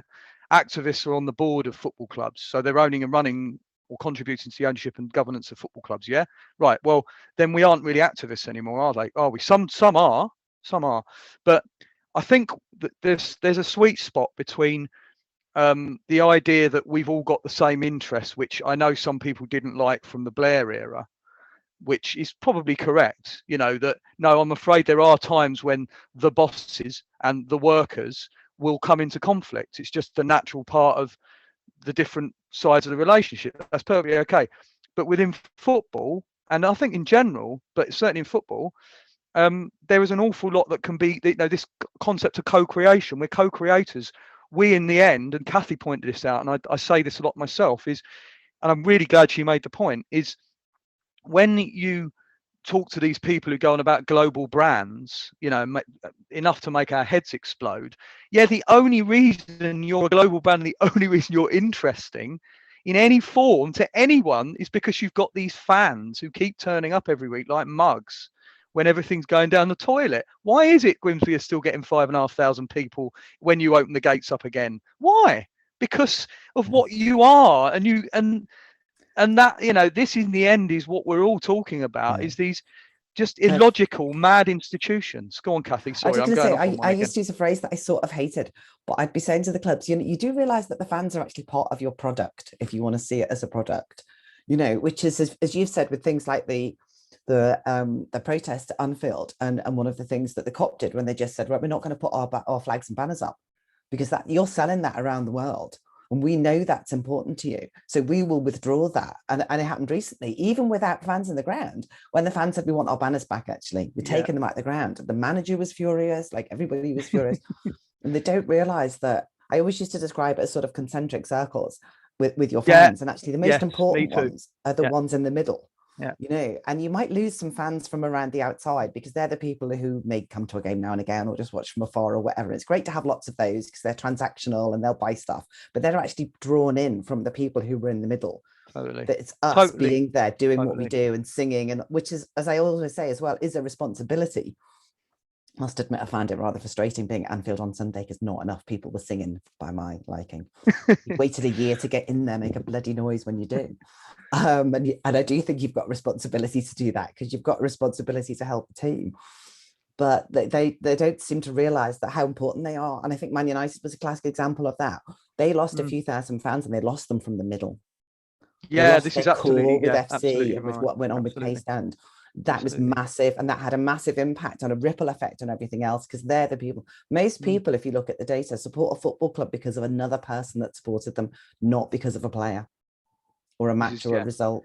Yeah, the concentric circles thing, Kathy, is exactly what I use that exact phrase, and I don't think we've ever spoken about that. No, it's interesting that you know that we both come up with independent of each other. It's I think it's a perfect way of describing it, really. I mean, can I add something and just pick up on a couple of points that Kevin made, which I think is really important. It's about understanding where this comes from and the context it's in, because things fundamentally changed in the 80s in Britain. Privatisation, restructuring of the economy, and that restructured football. So we had new owners coming in who saw it a way of making money, which I think, as you can see down the line, has now become global owners, and it's about global branding and global markets. But it's equally that also did jolt and affect local communities as jobs were moved out, and service sector jobs tended to focus in the cities rather than in some of the old industrial areas, as those jobs were moved to China or wherever. But that did mean that football clubs as part of their community also gets broken. And I think that's was reflected in some of the oppositional aspects in the 90s, and sort of slightly contradict Kevin on the fact that it was SD that sort of did this. Fans were doing this, independent sport associations, Kathy said, joined the FSA in 1989. But fans have been leading a range of different things. It was partly clubs deciding to redevelop their ground. So Man United Sport Association was about moving the disability area out of from behind the goals, because the club thought they could make more money from selling tickets there. To other clubs, organising around different things. And Kevin saying about being activists. If I've reflected on this recently, I think my first ever protest that I went to was against the chairman of Plymouth Argyle back in the early 90s. And I didn't realise I was being an activist then, or it was even a protest. It was just part of fandom. Mark, can I just I'll just drop this in and then I'll leave it. Is when I talk about what SD did was brought threads together.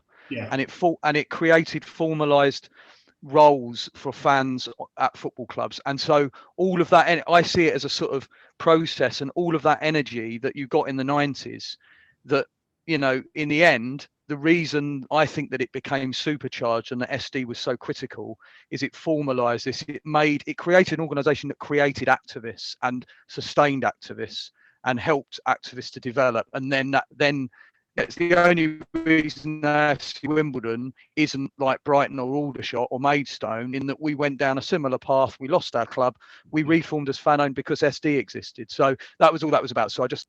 Yeah, no, I agree. And I think that's really important about the new FSA, but FSF and SD, which is about providing those frameworks, because one of the key things that those organisations have done, and what occurred in the 90s and early 2000s, is most fans started to realise that they weren't alone, and it wasn't, what could happen to their club. It might be happening to a club that was happening to their rivals, but that they started to realise, that could be us next week. And it has been the case. There has been how many 100 clubs going into administration since the 90s, since Northampton Town in '92. This is something that's going to happen and keep happening, and other clubs might go, oh yeah, oh no, it could happen to us. And that's when they started to working together. But the point I wanted to make was that fans have that voice, and on particular issues, and maybe not as quickly as it should have happened, but on things like inclusion and diversity within clubs, fighting for disability access into stadiums, fighting on racism. It was players first and foremost, and then fan groups supporting them that brought about changes around racism. Because the clubs, they were going, oh no, there's not a problem here. Oh, well, if it is, it's society's problem, or it's not a big problem. And it took a lot of activism from players and from fans to say, no, actually, from that bottom up. But what it did is that historically, that oppositional aspect that fans have potentially learned that behaviour, and equally clubs have learned that behaviour. And what needs to happen on both sides is to actually go, this is an education process. And it was great what you said, Kathy, about holding our hands up. Is the egos that Christine said, is so many people think, oh, I'm an expert in this. Well, actually, you might be an expert in that, but it's a whole big, and it's not just the one. Your experience isn't necessarily everyone else's experience. And yeah, I'm fine. I'm a fan, but if you're a female fan and hearing misogynistic shit all the time, or black or brown fan who's getting racism, your experience is different from theirs. And listening to those is about what brings those conversations together. And that's the same from the club and from the fan perspective. Is recognizing that, okay, we have to learn, and both sides need to learn, because if the fans are going, right, we're going to be oppositional, but if the clubs are also going to go, well, they don't know what they're talking about, well, we'll pay lip service, and we'll give them a space, but we don't actually listen to them. And actually, what you're saying, Christine, is really important from Grimsby. It's like, okay, open it up. You're going to start to see a list of what is actually really important. And yes, there might be someone with a big voice saying, you've got to be shouting about this, but they're the only voice shouting about it. But say, look, these are the people, and this is what they want to do. Then you can start to manage that expectation and develop that relationship, which is, okay, we need to learn, and both sides need to learn how to manage this. And I think that's really important. I think that humility is massively important, Mark, because we basically had to sort of index ourselves internally at the league that we would share with the clubs as to where we thought they were doing. And the agreement was that we would never publish this league table, because there's only one league table. We didn't want to just trash them publicly. And Palace were basically sitting at the bottom of it. And they literally said, why are we so shit? And they kept saying to us, why we so shit. We need to understand why we're so shit at this stuff. And they massively improved, and they got themselves like in the top 3. It was a phenomenal effort from the club in changing the way that they were doing things. And we had other clubs that were at the bottom, and you can probably guess which ones. One was really low.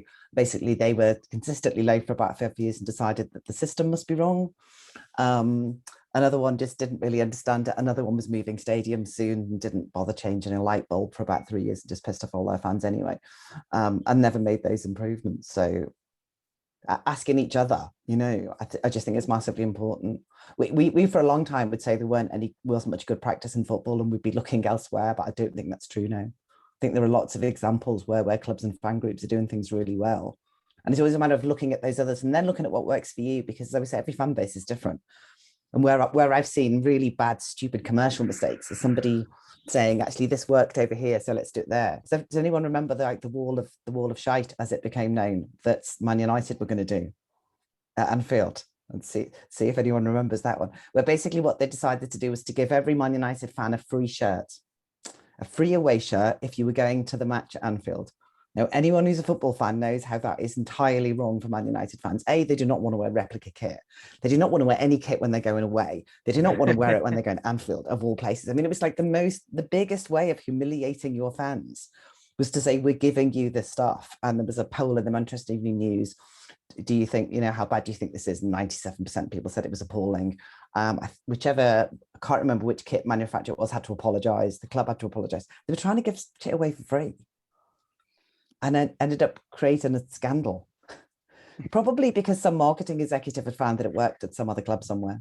Kathy, that thing about I'll drop this one in quickly because it's something that Tim Crow, who does a new pod episode I've got called "Did They Ask the Fans?" and he used to do sports. Well, he still does sports marketing, but used to run Synergy Global, and he always brings up the chant laureate as an example of where someone goes, this translates immediately clearly into this, where you end up having it was a West Brom fan, I think, writing songs for, writing chants, right?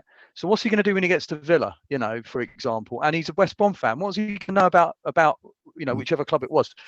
That sort of tells a story about how sometimes stuff doesn't translate. But the big thing for me that I take away from this and what Kathy's saying, and while Kathy was at the Premier League, I didn't really, I had no real involvement with her, and it wasn't something I was that involved in.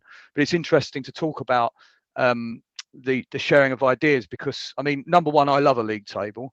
Although I have to be honest with you, when it comes to the fan engagement index, it was a guy called Oliver Holtaway who helped to create the fan-owned model, fan community-owned model at Bar City, who persuaded me that we needed a league table because it told a story, it got people interested.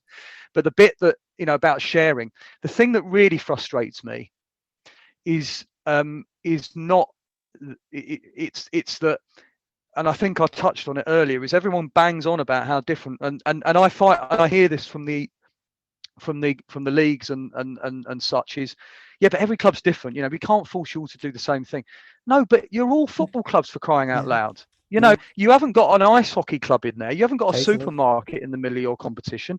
So start learning from each other. And that's the stuff that I've found that's the most, and I think I said it a few times, kind of most joyful part of what I do is that when you say to someone, I really like what you're doing there, can I talk about it, please? I go, yeah, of course. And whilst what goes on with Everton might not translate directly, it won't translate directly at Liverpool because the Everton Supporters Trust is moribund. The SOS is absolutely alive and kicking, but the way that you structure and the way that you deliver that relationship is there are various things you need to have. So if you're thinking about what you're doing with Fair Game, where you're going with it, if you have got a group of organised, active supporters who want to be involved in the strategic level decision making, which is essentially a supporters trust, right? Or at Everton, you've got the Everton Football Club Shareholders Association, which has been around since 1968, I think it is. Then work with them, listen to them, involve them. If you've got that kind of thing, that's it's pretty straightforward. You don't have to have a director on the board of your club, but underpin that with an MOU, underpin that with some form of agreement. It's about, there are some principles that you can work from, and then you fit it according to what your club is, and according to what your fan base needs, and according to what you need and what you can provide. But you'll find enough ideas out there when you look at the Grimsbys, or you look at the Carlisles, or the Norwiches, or the Leicesters, or the Brightons. You'll find the ideas. But I like this thing that what's going on here, and which couldn't have happened 5 years ago, which is that we're saying there are some things we all share and some benefits we can all derive from this, and let's work out what they are, rather than constantly banging on about what divides us. Because actually, and I think this is the bit that the supporters trust movement and the wider sort of fan movement has taught everyone, which is, and once Liverpool SOS and Must, and the Spurs trust, and the Chelsea trust, and the Arsenal trust, once we got to that level in about 2008-9, and they were working together 10-ish, and they were working together on things like assets for community value. There's something that went on in my head, a light went on in my head, and I went, we've done it, because what we've now done and Chester can work together. But everyone kept going, yeah, but that's just Wrexham and Chester, isn't it? They're little. We proved something when the Scousers and the Manx started working together, and when people who supposedly hated each other, we went, well, yeah, of course we do. We don't want to lose to these people on the pitch. But the idea that you need to be beating them in the boardroom is bollocks. Absolutely, yeah. Couldn't agree more. One of my favorite things would be when the clubs would be getting together, and somebody would say they were going to do something, and someone else would say, oh my God, no, we tried that and it was so shit. Like we made so many mistakes, like don't do that, whatever. And then actually learn from each other. And sometimes you might go, well, that was because it was your club and it wouldn't work for you, it would work for us. But people just actually share and learn and say, did you do this? What went wrong? If you learn from others, well, I always say, don't make the same mistakes that other people have made. If someone's already made it, it's one you don't have to make.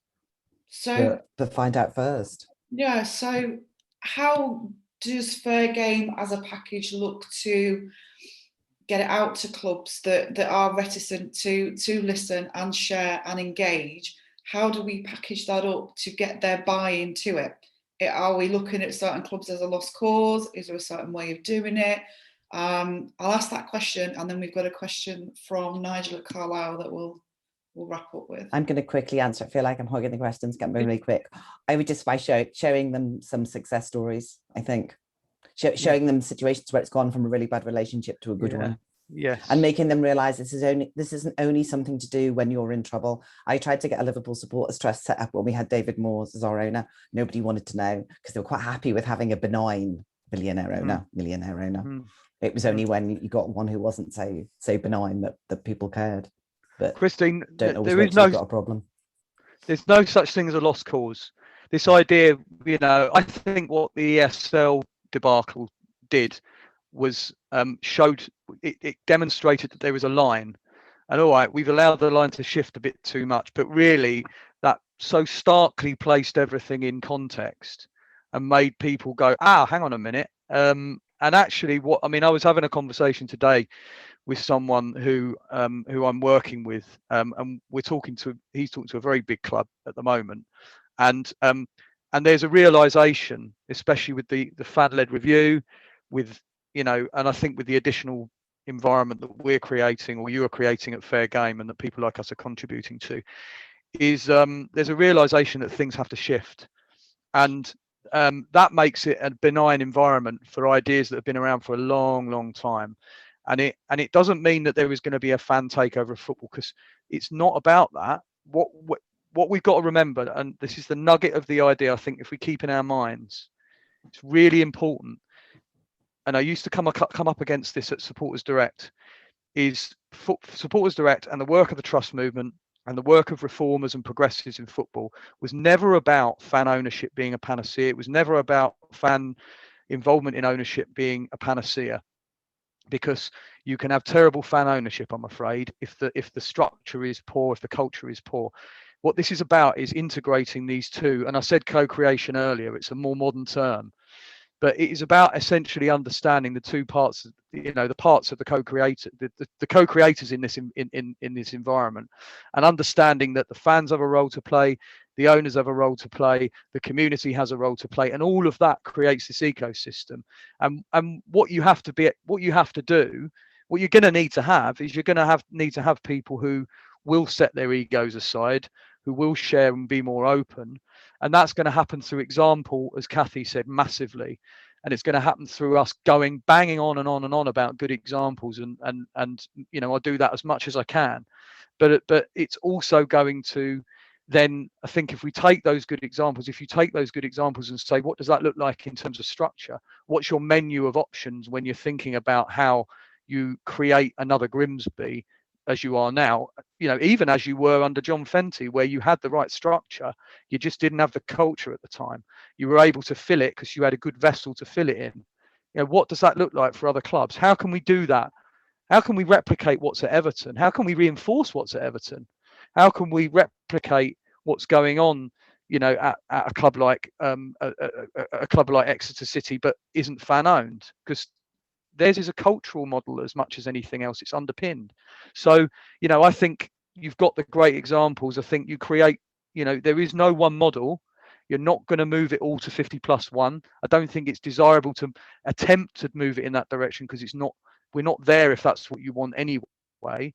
But I think we can do tremendous things by looking at what's there and taking that and, as I said, kind of creating the shape of vessel that the club needs. Yeah, I mean, to sort of talk about Christine's question about how to sell it to clubs is, I think it should be obvious. COVID has massively affected clubs and massively affected finances, and clubs were in a financial problem anyway before COVID. Bury went out of business, Bolton was struggling and nearly did. And I said, there's been numerous clubs going into administration. As Kathy said, it shouldn't just be that fans step in when there's a problem. And that's invariably what has happened historically, as well, but more specifically, most in the last 20 years, 30 years. So it's using those, as Kathy said there, as ambassadors. It's that recognizing that, okay, you're going to struggle, potentially your finances are going to struggle. How do you bring those fans back? And there is a potentially this idea, as Kevin said, about those fans keep coming back because we don't suddenly shift. And Kathy said you don't suddenly become shift from being a Grimsby fan to a Plymouth fan, but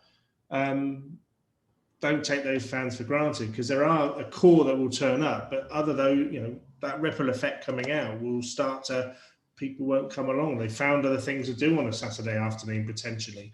And the lower levels in particular, the National League, for example, have had real problems this year, and I'm guessing into League Two and maybe into the National League South and into the lower leagues, is there's going to be potentially a lot of zombie clubs out there who are existing in reality, but on paper, but actually when things start up again, are going to suddenly realise what problems they're facing. And for clubs to go, right, okay, let's talk to the fans. What is it going to bring you back through the gates? What's going to entice you back in? How are you going to, what can we do? What do you want?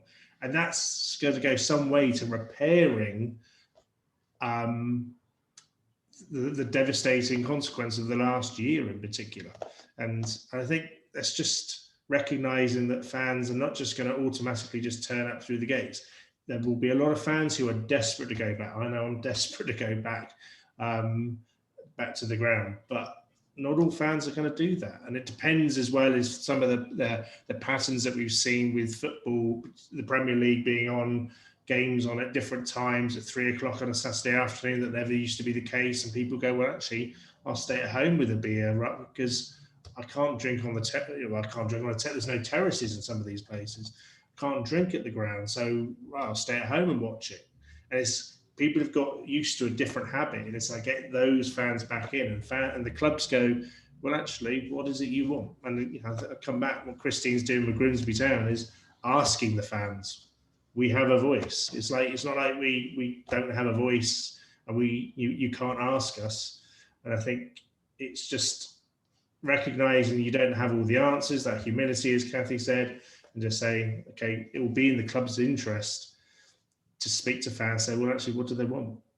And then those fans are more likely to come back in, spend their money, and keep the club going. No, completely agree. We've got sort of one point as we move on to fans and fan representation in terms of a voice and where within the club structure and the ethos of the club it is. Nigel at Carlisle, they've had board representation for many years now, so they feel the fight has won in terms of that. They're still holding the club to account, but many fans feel they should be at war with Carlisle on many points, and we've had that as well at Grimsby Town, where there's been points on B teams and such things that once you are inside that board, that level of activism that you've had is lost, and you're not completely truly independent. Is there a balance there? But also, I'll come in with a question. So David at Cambridge has said, will you support areas that matter to supporters, i.e. the badge, club colours, names, etc.? From Grimsby Town's point of view, we've done that even without being on the board in terms of the memorandum of understanding. That is a document that we have that mentions all of those, that we must be consulted before any of that happens, and the memorandum of understanding is something that we're looking to actually strengthen even further within our owners. It's on a huge list of things that are going to happen in the next few months. So thoughts on that? Does board membership for fans the be all and end all? Is there something else in there? And obviously the protection of the badge, the club colours, that are really, really important to fans as well, their voice within the decisions that are making there. Christine, can I come in on that? Yeah. The patrimony thing, it's good, but if your level of engagement is that the club won't change our name or crest, then okay, that's nice, but what's that really going to do long term? I mean, that's a backstop. The thing about Carlisle, and you know, when we scored Carlisle fourth, I think the last time, the first fan engagement index, I had all these Carlisle fans telling me I was talking bollocks, and I didn't know what I was talking about. Fortunately, of course, the methodology is very open, and I can point to it and say, well, fine. But they're doing what they're meant to be doing, and actually their model's very strong. The key when you're implementing a model, which is what does make, the each club is different thing important here, is that Carlisle are essentially in a process of moving from a sort of an owner.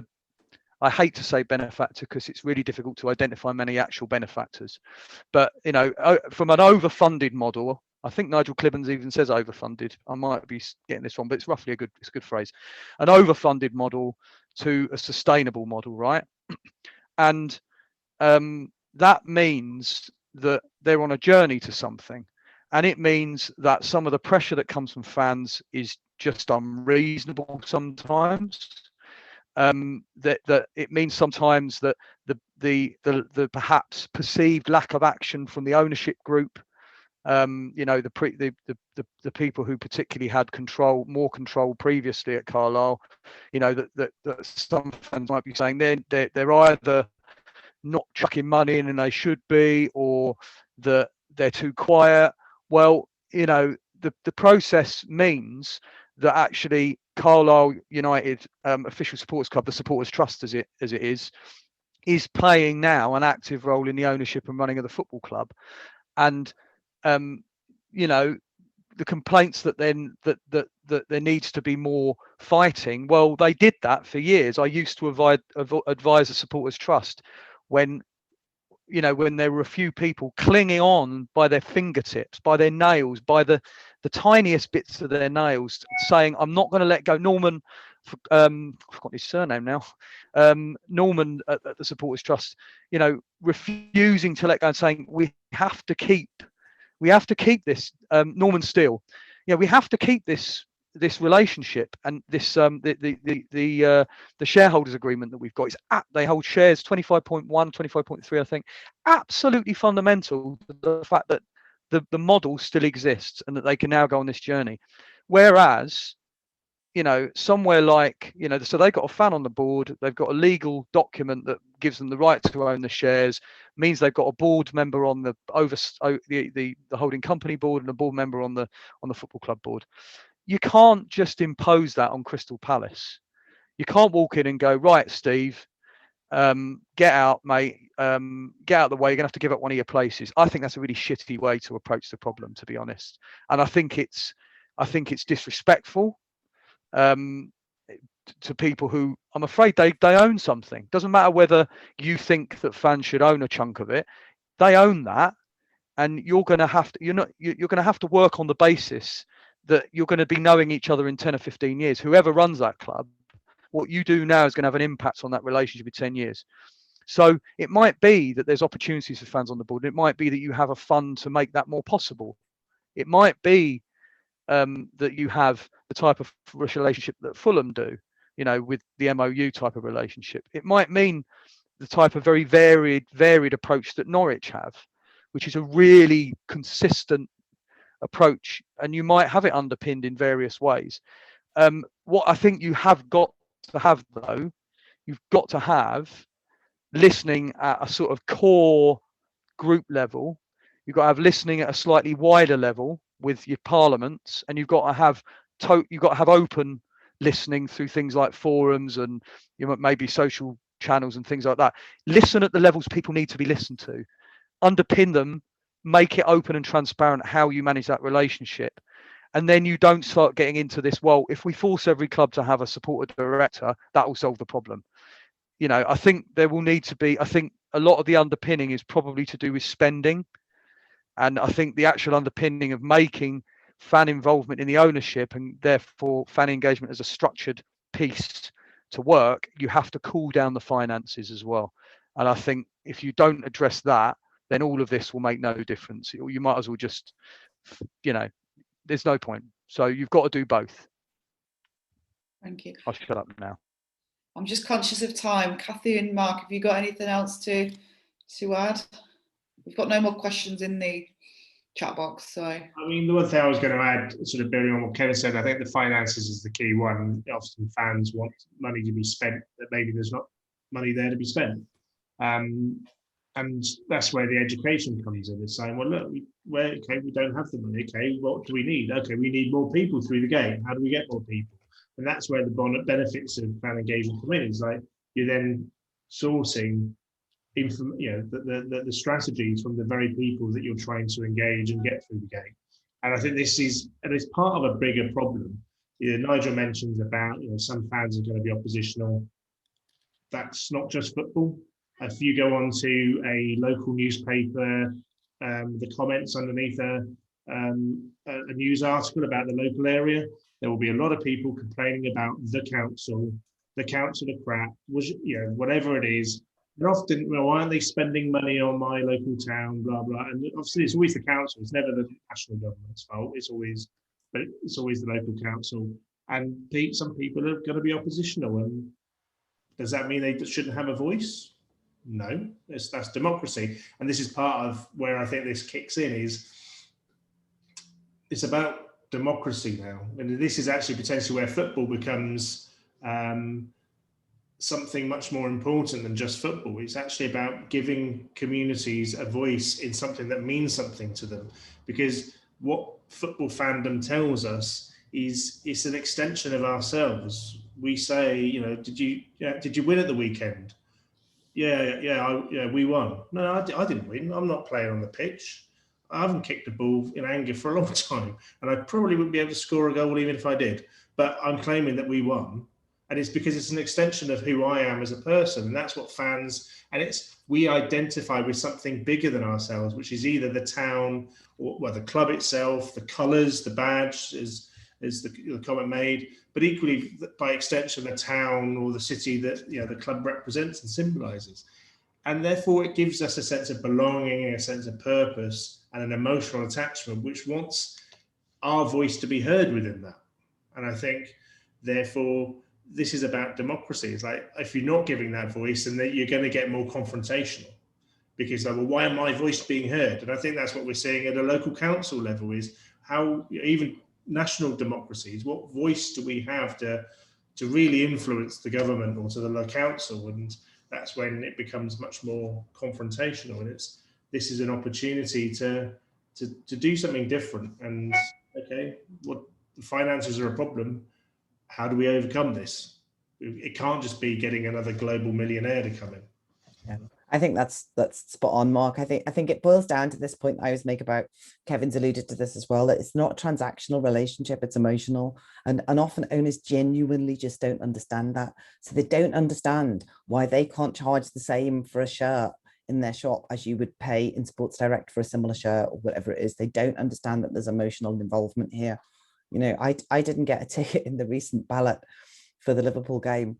And I know it was a ballot, but I had an 84% chance and I was sort of genuinely mortified. And I took this personally, you know, in a way that I wouldn't have done if I hadn't been able to get a Sainsbury's delivery or something. And it comes back to this point about why it really matters. I mean, I was absolutely apoplectic for about 3 days until I then got a ticket. And I had agreed that a ballot was a fair way of doing things until I didn't get one. But that is where I think clubs come unstuck, is not understanding that piece you just said, Mark, about really how important it is that it's an extension of yourselves. And that when the club does something humiliating, as my club recently did, how embarrassing that is. I mean, how physically painful that was to see them do that. And I think clubs are genuinely shocked by that because they don't realize how integral it is to people's lives, but they also don't see the benefit in that we are their best ambassadors, that we're the people they should be using. You know, if you're running a football club and you've got fans who really know stuff that you don't, you've got experts in all sorts of areas, think how incredible that is to actually involve these people. One last thing I would add as well that I saw clubs do in the past, oddly Blackpool, but a long time ago. I'm sure that's not happened recently, but is they had a kids board. We've been doing work with some clubs on that, saying have a children's board. Children have great ideas. It's great for the kids that are involved. You know, you can teach them about how these sort of things work. You can have one of them then presenting to the main board on what they think. You know, listen to those people because they will have insights. You know, one of the very first meetings I did with Liverpool Football Club back in the early 90s, probably, or late 80s, they asked us about bringing kids into the ground, and we explained why it was just so challenging, because basically you had the kids gate and the adult gate. And if you took a 3-year-old with you, someone had to wait in the queue to put the 3-year-old through the turnstile, while somebody else had to have already got in to be able to pick the kid up through the turnstile, because adults and children were not allowed to go in through the same turnstile. It's so basic, but nobody running the club had realized this was an issue. And they said, oh, we'll have adult kid turnstiles then. But unless you've actually been in the shoes of the fans, and a lot of people, and if you're running a club, just go be a fan one day. Just go in as a fan, genuinely, properly experience as a fan, because you get too used to not even seeing how things work on a match day. Completely agree, which is actually, we sort of wrap it up now because we're back on at 1:30, but that's where we are looking at Grimsby Town with our new owners, in that they are fans and they sit in the upper youngs, and they've sat in the main stand, or they've been lobbed by pound coins, sat in the away, you know, in front of the away end as a ball boy. So I think that's really important, is an understanding of it. And I know Niall's come back in. I don't know if that's just to wrap it up, or if you've got anything to add before we finish.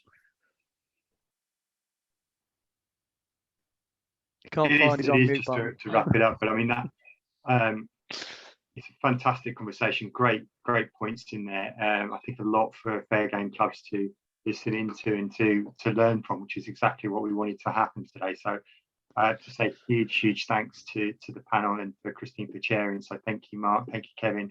Thank you, Kathy. I know this is a relationship that will be taken beyond just today, because really what we're after is developing a lot of the thoughts and stuff that you've raised and trying to build in proper long-term solutions and realistic elements to make football all the better. I'm sure something very important just happened with the BBC then, so sorry about that in the background.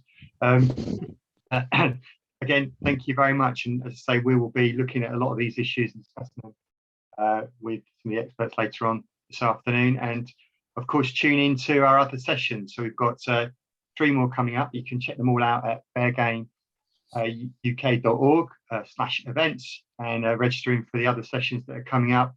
We really want to hear what other people's views. We've got some great panels coming up as well. And it is our mission now to try and change football for the better. I have to say that while we've been on the phone, I've had a couple of other clubs come in on board with Fair Game, which is great.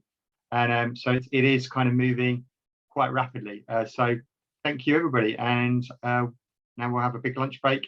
And for some of the panelists and our clubs will be gathering, taking on all the thoughts that we've heard today and trying to shape some realistic solutions for this afternoon. Thank you, everybody.